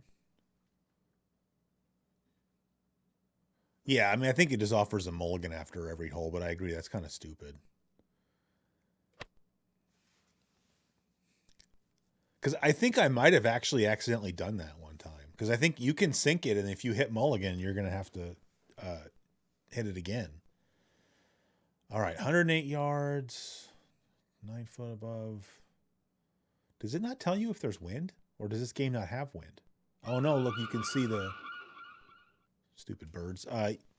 Can you see it on the stream? Yeah, you can see the flag is flapping a little bit. I'll turn it down, though. I don't know if that's the only indicator that you get, though. Oh, too hard. That's a bad shot. Oh, yeah, that's a horrible shot. I'll take it. I mean, I don't want to get in the habit of taking mulligans anyways, so.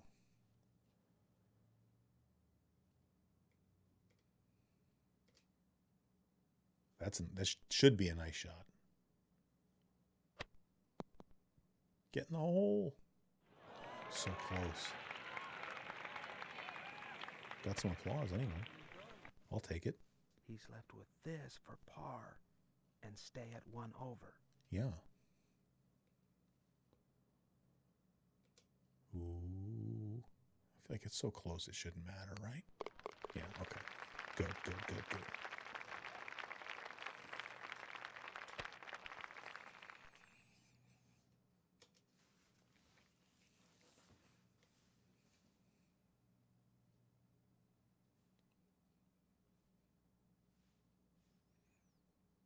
It's amazing how much less lag there is on Twitch than on YouTube. Like, I have, in front of me, like, I got the PVM, and then I have the capture window over here, and then I have the stream over there just so I can make sure it's okay.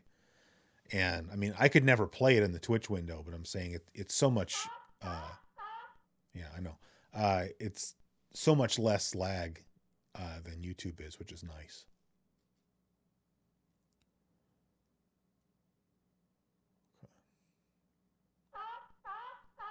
I'm going to try to go over here for like the meatier part of the green.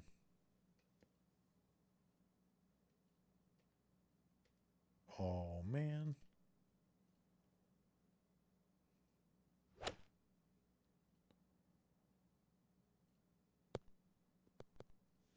All right.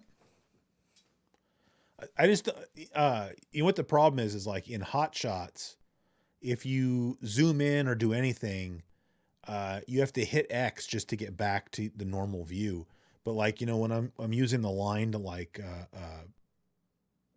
aim and whatnot, I'm pressing the square button to say that I'm finished. But when you press it, your swing starts. And so that's not a problem with the game, but I'm in the habit of hitting that button to like advance.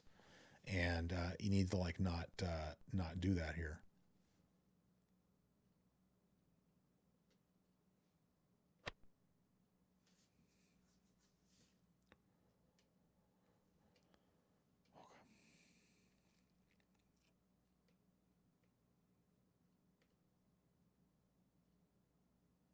Should at least be okay. Really? I don't agree with that. I mean, that wasn't a good shot, but it shouldn't have been that bad.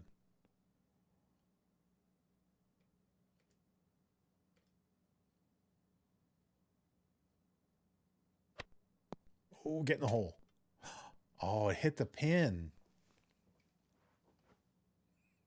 I hate it in these games when you hit the pin and it's like it would have gone in if the flag hadn't have been there. Because if you were like actually playing the game, like playing a round of golf, you could tell someone to like, pull the flag because you're going to try to, get it in there. But I guess you can't really do that. All right. It looks pretty flat to me, so I'm not going to make any adjustments. It doesn't matter, right?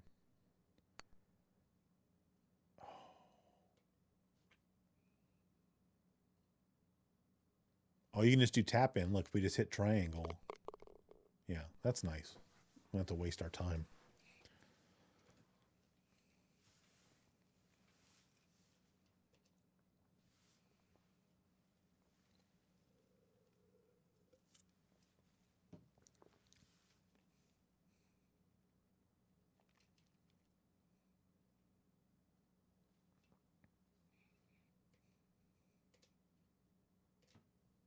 Perfect.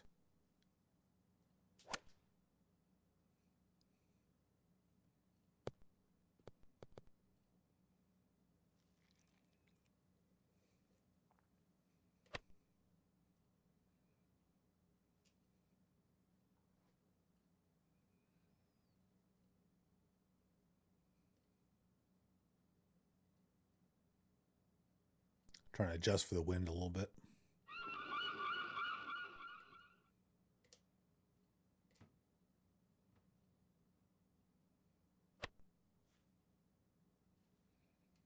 I don't think it needed that much adjustment. Still a good shot, though. I'll take it.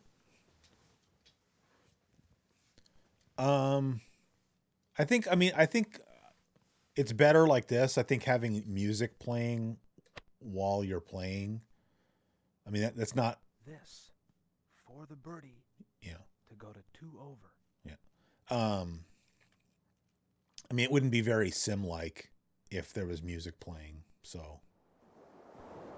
But I think it's weird because like the game is like dead silent, and then just randomly it'll play like these little sound clips. So it would be a lot more realistic if it was maybe constantly playing some background noise. See, he reacts too soon. This fairly small putt should be straight in. Yeah. Don't jinx me, man.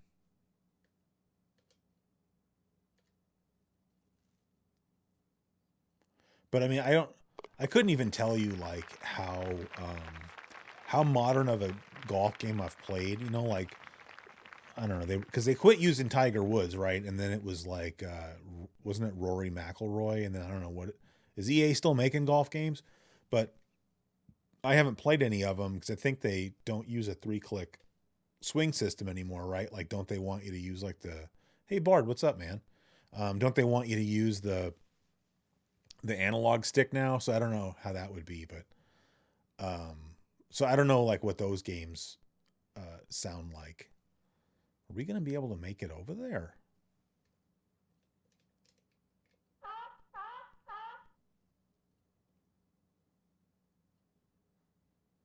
I think the club that it recommended seems too short. All right, I'm going to try to 5-iron it over there.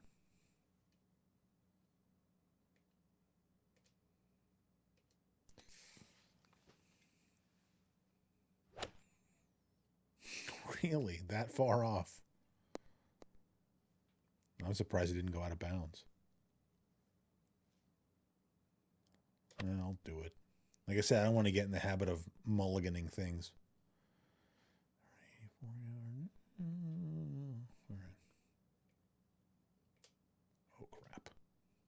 I hit it too hard, but might be all right. Well, all right. I'll take it. It's funny you get nostalgic about golf games. It's funny because I actually kind of wanted to do 3 over. Yeah, okay. I actually kind of wanted to do a live stream with Bandai Golf Challenge Pebble Beach on the NES, but I figure like that's really gonna put people to sleep, even more so than this, maybe. It's breaking a little bit, so I'll go over there a little bit, perhaps. Didn't hit it hard enough, so it's not going in, I don't think. Oh, yeah, no. This game is very unforgiving, but I'm not complaining. I like a challenge. 4 bogey to go 4 over. Sorry, I look over here. Smoke Monster got me hooked on the idea of picking up some Tiger Woods games for the 3. Yeah, I don't have my 360 anymore.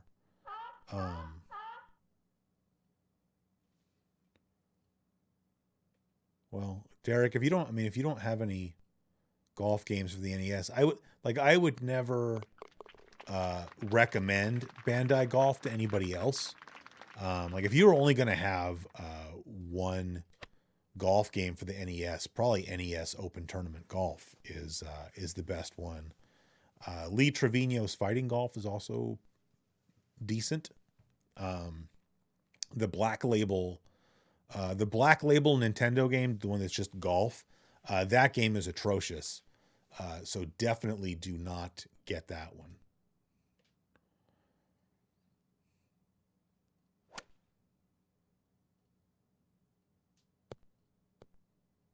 Not bad, not bad. It says rough. That doesn't look very rough to me.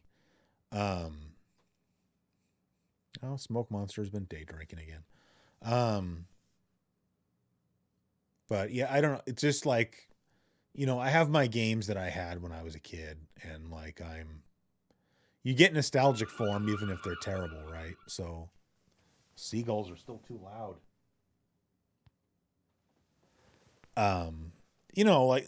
I've talked about like Super Pitfall, right? And like how much I don't like that game because it sucks, but it's the game I had when I was a kid, and so I'm just nostalgic for it anyway. But I just think that Bandai Golf, it's not terrible, but it's not like I'd rather play that than That's not a good shot. Like Power Golf for the TurboGrafx 16, I'd rather play Bandai Golf than that. NES Open Tournament Golf is the one with Mario golfing. That's a very good golf game.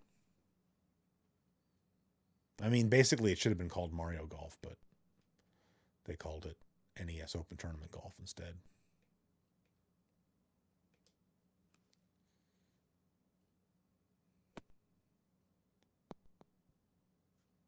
How did that end up going that far?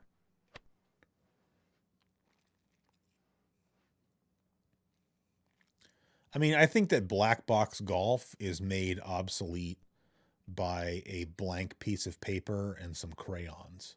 So why is it such a small? It says 26 feet to the pin, but look how far I have to like tap it real fast. Is there a way to change that?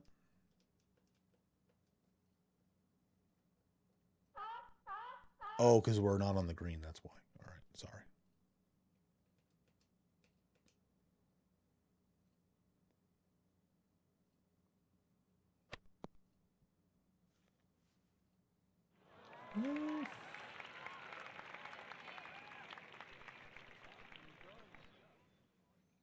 Hey, Mothboy, what's up? Is this the Mortal Kombat of golf? I'm not even sure what that means. This fairly small putt. I mean, I like this game, so Should be straight in. not a fan so much of Mortal Kombat.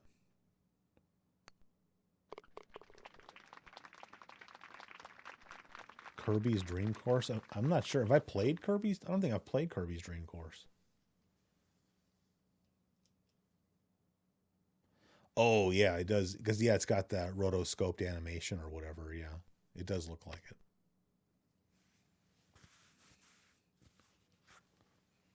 You could imagine you could probably make, a Mortal Kombat licensed golf game, that could be pretty cool.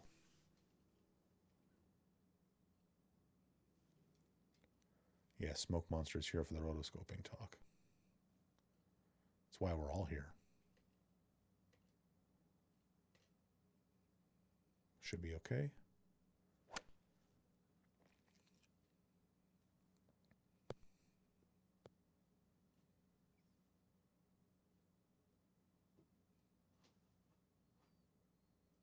Yeah, it's definitely unforgiving, and it doesn't move. Like its speed is not linear, so it kind of comes down. Like you'll see, it kind of starts from stop, right, but it kind of slowly speeds up and then goes faster. And then if you go past that top gold line into the red, then it comes down like screaming fast. So like you want to make sure that you don't do that. But yeah, so I mean, it's unforgiving, but I think this game with some practice is not bad at all. Like I think I'm just a little bit green, but even then, I mean, that's a nice shot.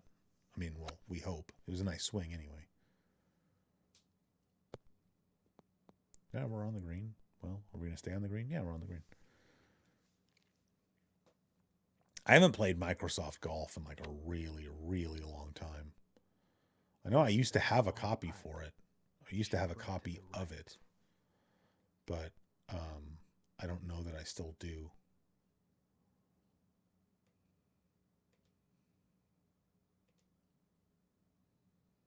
Another fun game to play would be like Link's 386.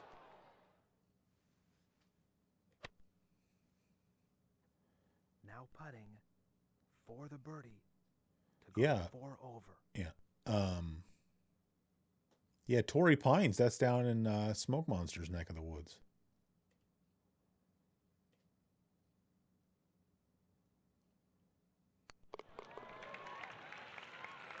Is that a birdie? It was a birdie, huh? That's our first birdie, is it not? Oh, yeah. I mean, to be honest, to be only 4 over par after 7 holes, considering how badly I feel like I've been playing, like, I'll take it.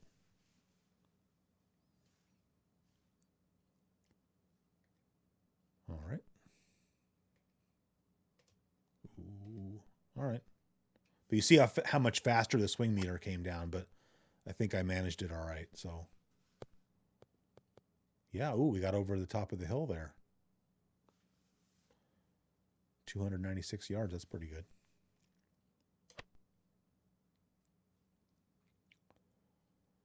Okay.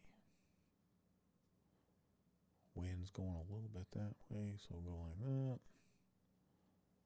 107 yards to the pin. All right. Anyway.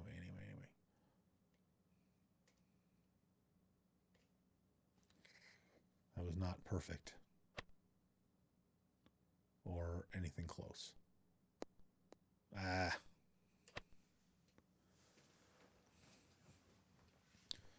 Oh, thanks, Bard. I was trying to find a shirt to wear. I wasn't wearing this shirt today, but you know, I was wearing a t-shirt, and for whatever reason, I don't like streaming in t-shirts. I don't like being on my show in t-shirts. Like, it's the same thing. Like, I don't go to work in t-shirts, and you know, I don't want to stream in t-shirts. Like, you know, put on something with a collar. And I figured, you know, there was a F1 race today, so throw this on. What the hell happened?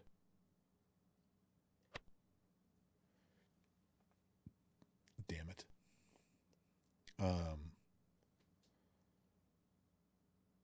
Yeah, Golden Tee. There's actually a I don't know. I wouldn't say that it's rare, but I've only ever run across this game once, and I bought it, but I don't think I still have it. I think it might have gotten pitched out in one of my purges. But there's a version of Golden Tee for the original PlayStation that that I actually think is really good. You don't have the trackball. Come on, dude. It's hitting the lip. So what do I have? I guess I just have to go some other way or something here. I'm mulliganing that because that's BS. I'm gonna try shooting it out over here. Maybe that'll help. Anyway, so you don't have the trackball. So instead, you have to use an analog controller with it, and really, so we're just stuck. I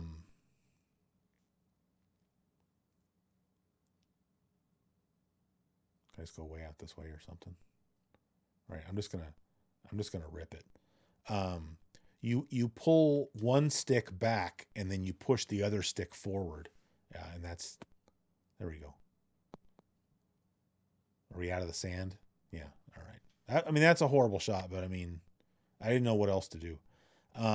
This monster putt should break to the left. All right, break to the left. Anyway, it's just, if you like Golden Tee, it's worth checking out. I mean, I don't know if I can't imagine it's an expensive game, but I don't know. Like I said, I feel like I don't ever see it anywhere, but you know, I found it at a thrift store or something one time, so I bought it. But I think it's just called Peter Jacobson's Golden Tee Golf or something.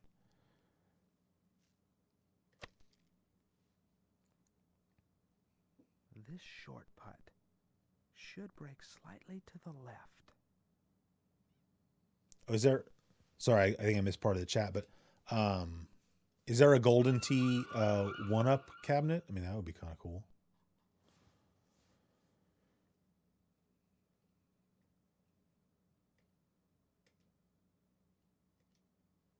Oh, there is. Yeah, that's cool. Come on. I don't have it anymore. In sort of like the early days of my show, you know, I was always looking for stuff to like review or whatever. This is almost a gimme. Yeah. For me, nothing's a gimme. You know, even if it was just for my website, you know, and one time I went to some store, I don't even know what store it was, and there's a Golden Tee plug and play, you know, so it's like a little, you know, it's about like that big, and it has the trackball on it.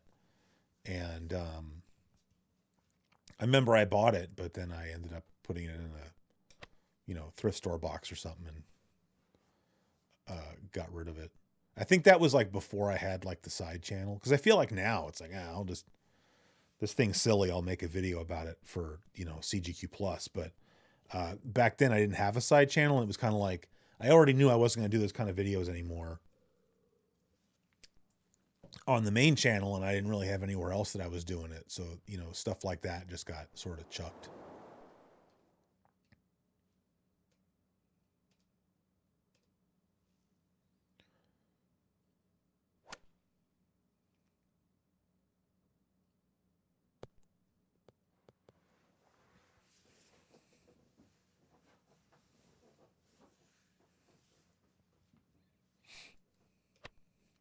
I mean, yeah, I'm not into the one-up arcade cabs either, but you know, to each their own. I mean, it's easy. It would be easy for me to, you know, be critical of them because like I'm lucky enough that I have an arcade cabinet, but you know, not everybody can have one of those. So I mean,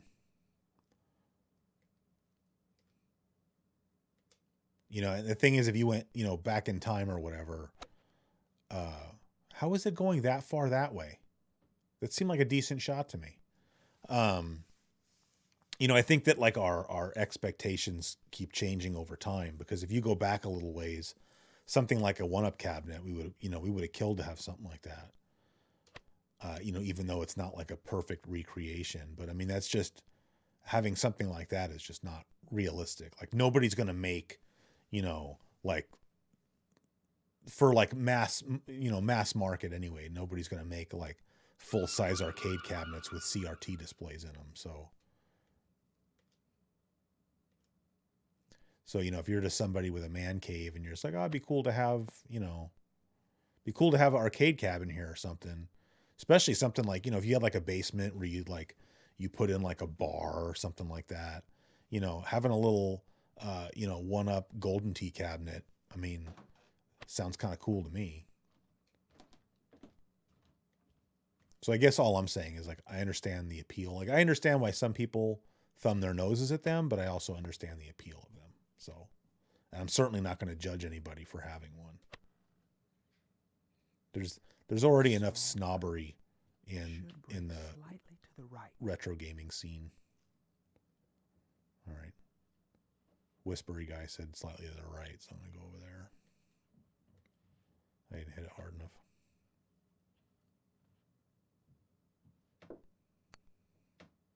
Oh, all right. He's happy. That's good. I don't know why you're happy about a bogey, but you do you.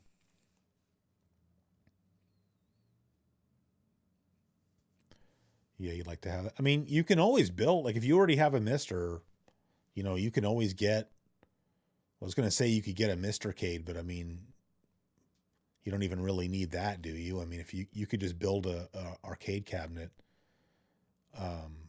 and just not use JAMA, and then you know, you can just use an HDMI display and just get like you could get like a Neo Geo to USB adapter, and you could use that to wire up the control panel.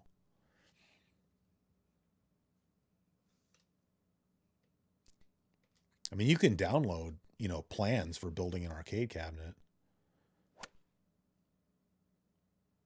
And I mean, even if you wanted to have a CRT in there, I mean, it depends on how much you wanted to roll up your sleeves, right? But, you know, you could find a nice CRT TV on, you know, Craigslist or wherever. And, you know, you can mod those things so that they'll take RGB inputs, and you could wire that into a Mister that has the analog IO board in it. I mean, I personally wouldn't do that. I would just put an LCD in there, just because it would be easier. But I understand why other people would not want to do that. Not a good shot.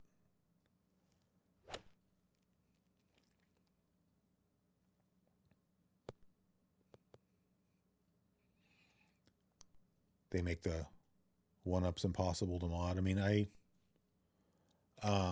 have to see the inside of one of those, see how it's wired up. I mean, I can understand like not being able to flash it and just put your own games on there, but I'd find it kind of hard to believe that you couldn't buy one of those one-up cabs and do a little bit of rewiring so that you could stick a Raspberry Pi or a Mister inside of it. But I mean, that being said, I've never seen the inside of one of those, but I'd be pretty shocked if it wasn't just, you know, hooked up via HDMI, and, you know, it just has standard arcade controls, right? So you can just wire that into a USB adapter.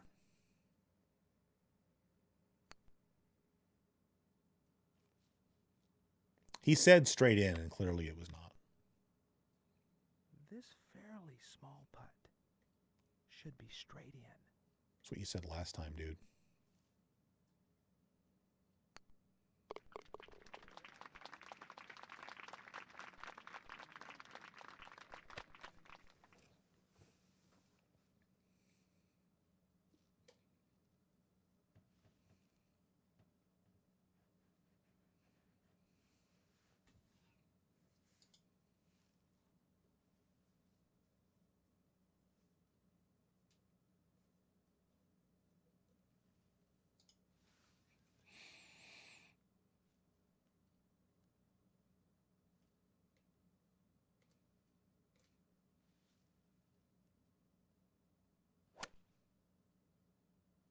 But I mean, yeah, I guess that's the other thing. Well, I mean, I understand wanting to have that form factor and whatnot, but you know, for sure, it's like if you have a Mister and it has all those arcade cores on it, I mean, how much do you really need an arcade cabinet? I guess, you know, I mean, it just depends. If you want to have something like that set up in your house, like I totally get that, but you know, you can also just like take some money and instead buy like a really, really, really nice quality arcade stick. Why are you trying to put it way over there? Like it was shooting it in, like it had it aimed like way over. Like, no, man, we're going to put it right there.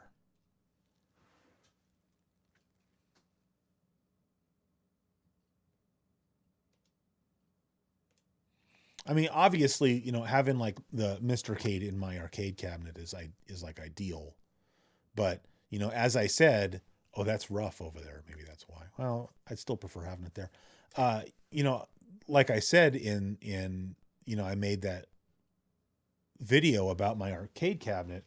You know, I paid less than $500 for that thing, you know, and for what they go for now, like I doubt that I'd be willing, you know, like $1,000 for like an Astro City. Like, I don't know. I don't think so, man. But I mean, I understand why they go for that much, but it's just more than I would pay. But I tend to be a little bit cheap. I mean, even back then, like for what I paid for that cab, it was like a really, really, really good deal. Because the guy wanted it out of his house, like, you know, today. Because I remember, you know, I don't remember if I told that full story or not on that video, but like the day I went and picked up the cabinet, like it was raining, but he didn't want to wait, and I didn't want.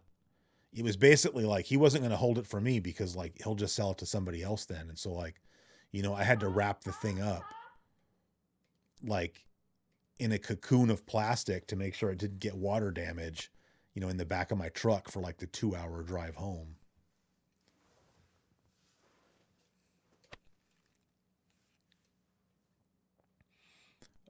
Yeah, Smoke. I mean, that's true. The space. I mean, when I bought that cabinet, I didn't have anywhere to put it. This basement was not finished, really. I mean, we used it for storage, but I mean, it was just open to the underside of the house, and it was certainly not used as like a rec room or anything like that. So, I mean, I bought the cabinet, and it was literally in my garage for like years, like 2 or 3 years. And, you know, if it was a nice day, like not too hot or whatever, you know, I'd go out there and play it. But otherwise, I just had like a canvas drop cloth or something thrown over it to protect it. This good size putt should break to the left. All right. But I mean, you know, most people these days, you know, they don't even want to have a CRT to play old games on, right? Because like, well, I don't really want to have the space for that, which is totally understandable. So, of course not. You know, so the idea of having an entire arcade cabinet is going to be kind of a non-starter for a lot of people. Small putt should be straight in.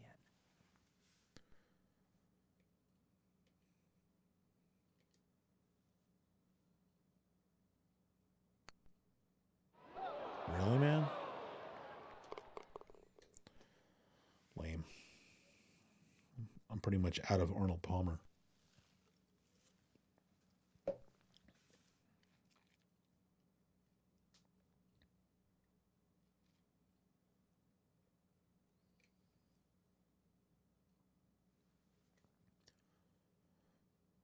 Yeah, I would agree with that. Like, I feel like anybody that was super, super into this game would think that like Hot Shots was for babies or something. But I mean, I like them both, but I think as was probably made evident, with that PC Engine, golf game video that I did, like I like almost any golf game, This very long putt should break to the right. right. And that's part of the reason that Ganbare Golf Boys game was such a disappointment. Was like it takes a lot for me to be like, oh yeah, this game has like no redeeming qualities. Although that's too hard. Although I would say that about NES Golf, the black box golf game too. Like that game's just terrible. It's like NES baseball. Like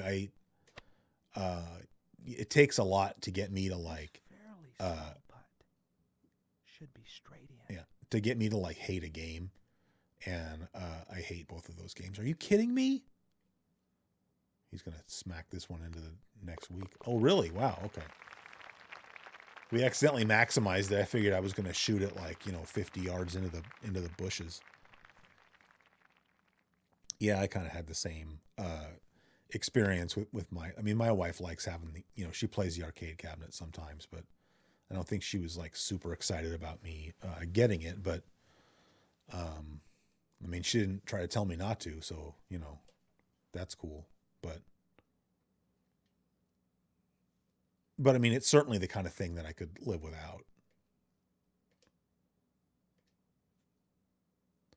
But I mean, with the Mistercade though, with the Mistercade, it really increases sort of the value of the arcade cabinet, because now I can play. Before I just had 3 or 4 arcade PCBs and then some Neo Geo cartridges, but with the Mistercade I can play TurboGrafx and Genesis and NES and whatever I want to. So that's really kind of a game changer. I mean, I could even use it to record gameplay footage if I wanted to, just using the HDMI out off of the Mister.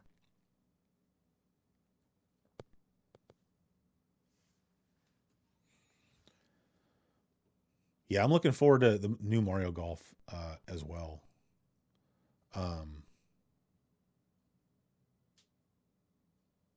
Golfing in a volcano in space. What was that game?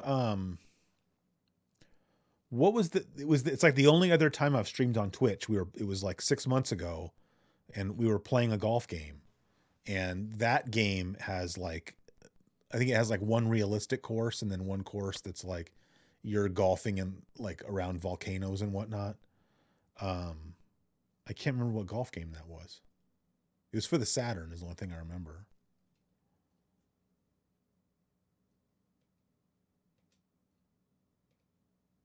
Not good. But that was a fun game. Well, I don't know what I don't know why was I working on a video or something, or did I talk about that game in a magazine read through? Seems like a random game to load up and play on Twitch. But I guess that's kind of like what Twitch is for. Yeah, Valora Valley Golf, that's right. Thank you.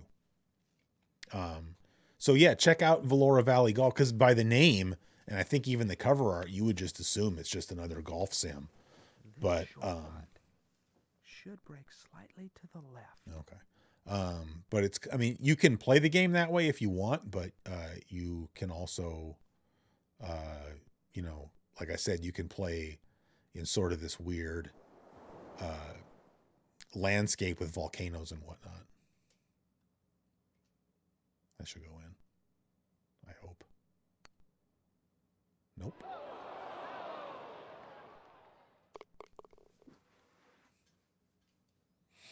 This reminds you of golf. It's funny because when I was trying to figure out what golf game to play today, that was one of the things I considered was bringing down my 3DO, which I haven't turned on my 3DO in like years. Which I only say that because then sometimes I worry, like, well, hopefully it still works okay. It's kind of thing where I'm sure it could probably use some new capacitors.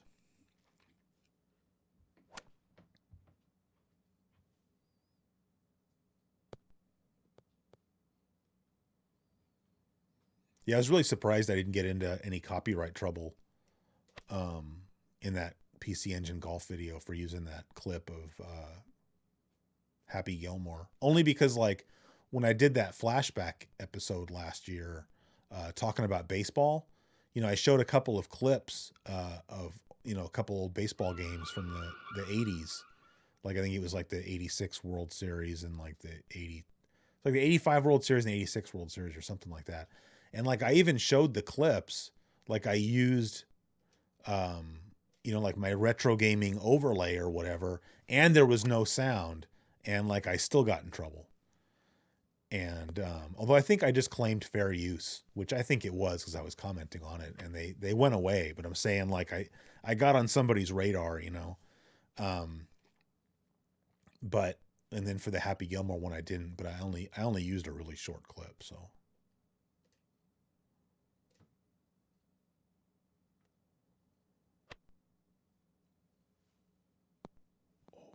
I was worried about it like rolling down that hill into the water. This distance putt should be pretty straight in. Yeah, that's what you say, but I didn't hit it hard enough, I don't think. Nope. He's mad. This fairly small putt should be straight in. I don't know, it's a bad swing.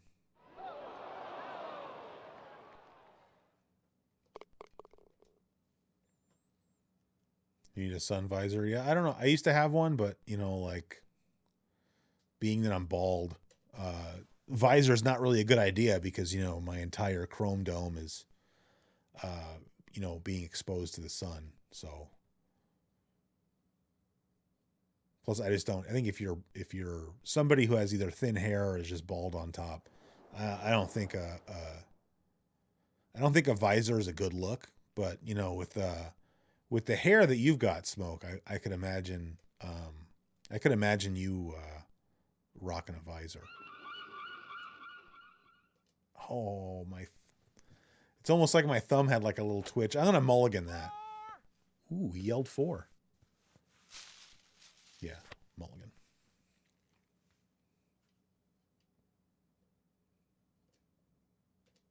All right, that's not going to be good either. You can't mulligan the same shot twice.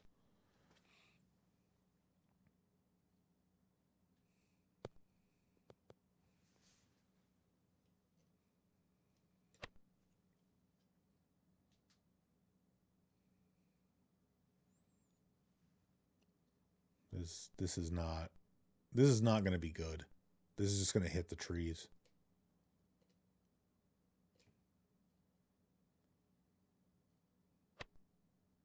Oh no.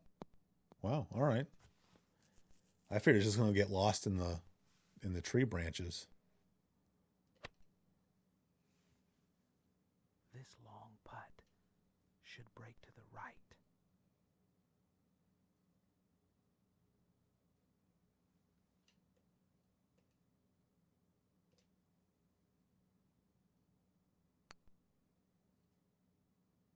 See, look, like the ball's halfway there and he's already turning around looking at me. This fairly small putt should be straight in.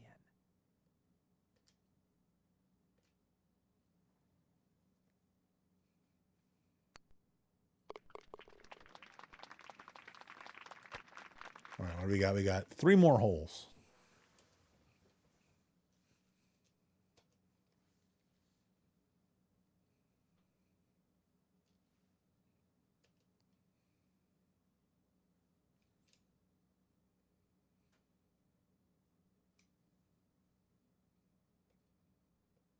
Oh no.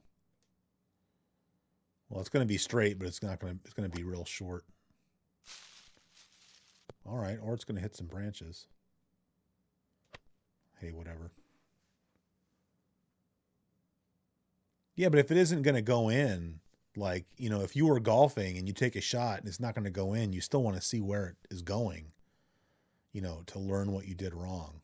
Like, I guess I'm just saying I don't need my little character in the game, you know, giving me attitude. This might hit that tree right in front of me. I'm going to have to go a little bit this way, I think.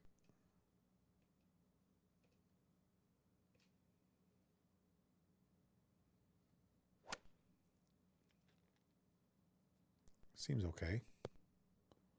Well, we're on the edge of the fairway.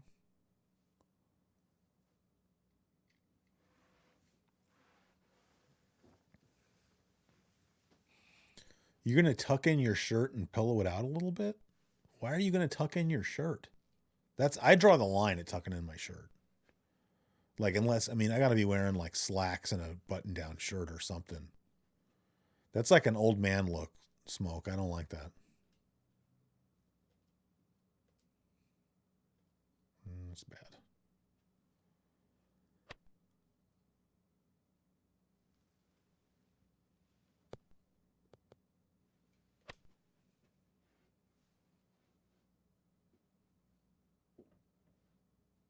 There's no need to get filthy.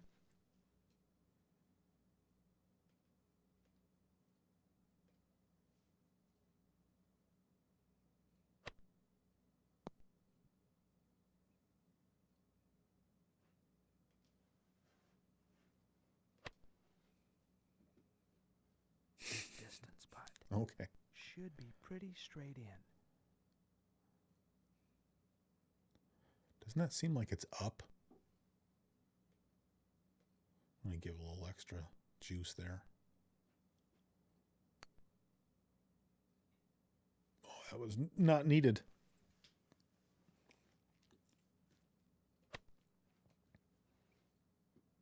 This fairly small putt should be straight in.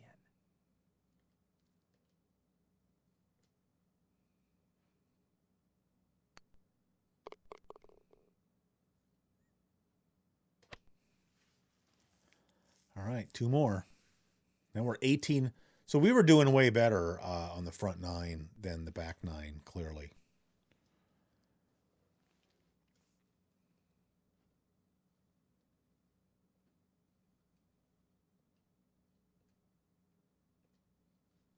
No good. Oh, I'm mulliganing that. That's cheap.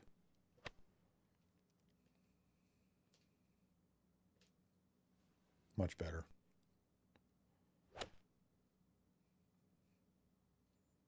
I mean, I assume that's just realistic for the course, you know, but putting a tree like right in front of the tee like that, that's just cheap.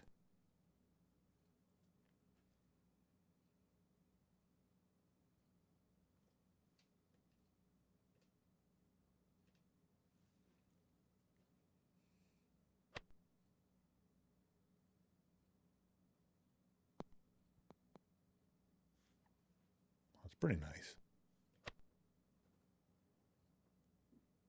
This distance putt should be pretty straight in.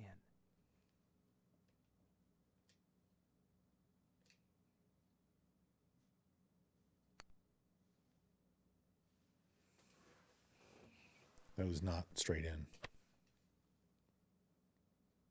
This fairly small putt should be straight in.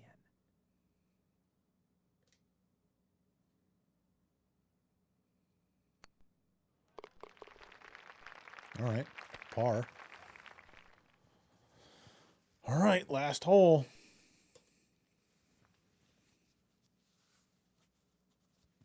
This, by the way, we're not going to play another game after this. Like after this hole, we're going to be done for the afternoon/evening, depending on where you are.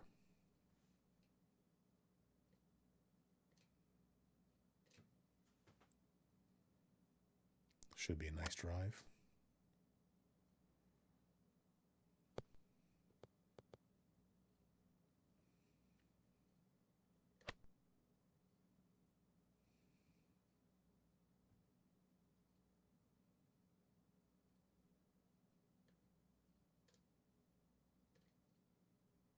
It's a little off.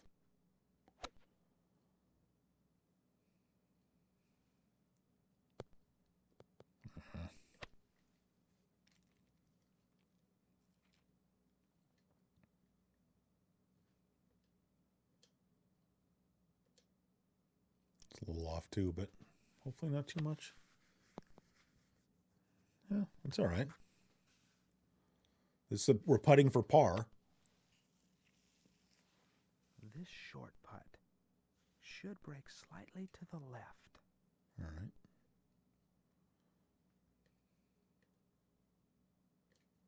Come on, just give it to me.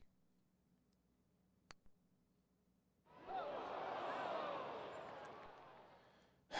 right.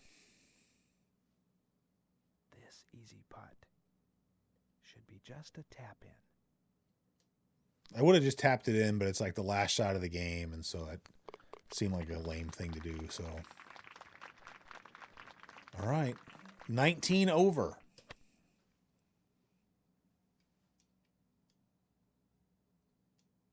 Oh, what is this? You go. Oh, that's kind of cool. Look, it'll tell you. So we can switch back to the front nine. So you see the score line tells you your score for each hole, but then if you hit circle, it tells you how many putts it took you for each hole. That's kind of cool. Man, I got 2 on the back and 2 on the front where I had to putt 3 times. That's not very good.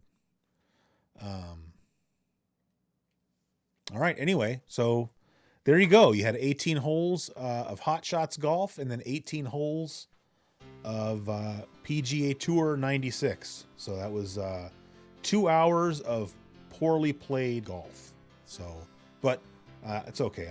I had fun anyway. So thanks a lot for hanging out, you guys. And unless anybody has any questions or comments in the chat, I'm going to go ahead and end the stream. Thanks to the people who the new members of the Discord. It's always nice to get a little bit of new blood in there. So yeah, that's going to be it for this live stream. And thanks for hanging out, and have a good rest of your Sunday. So see you later.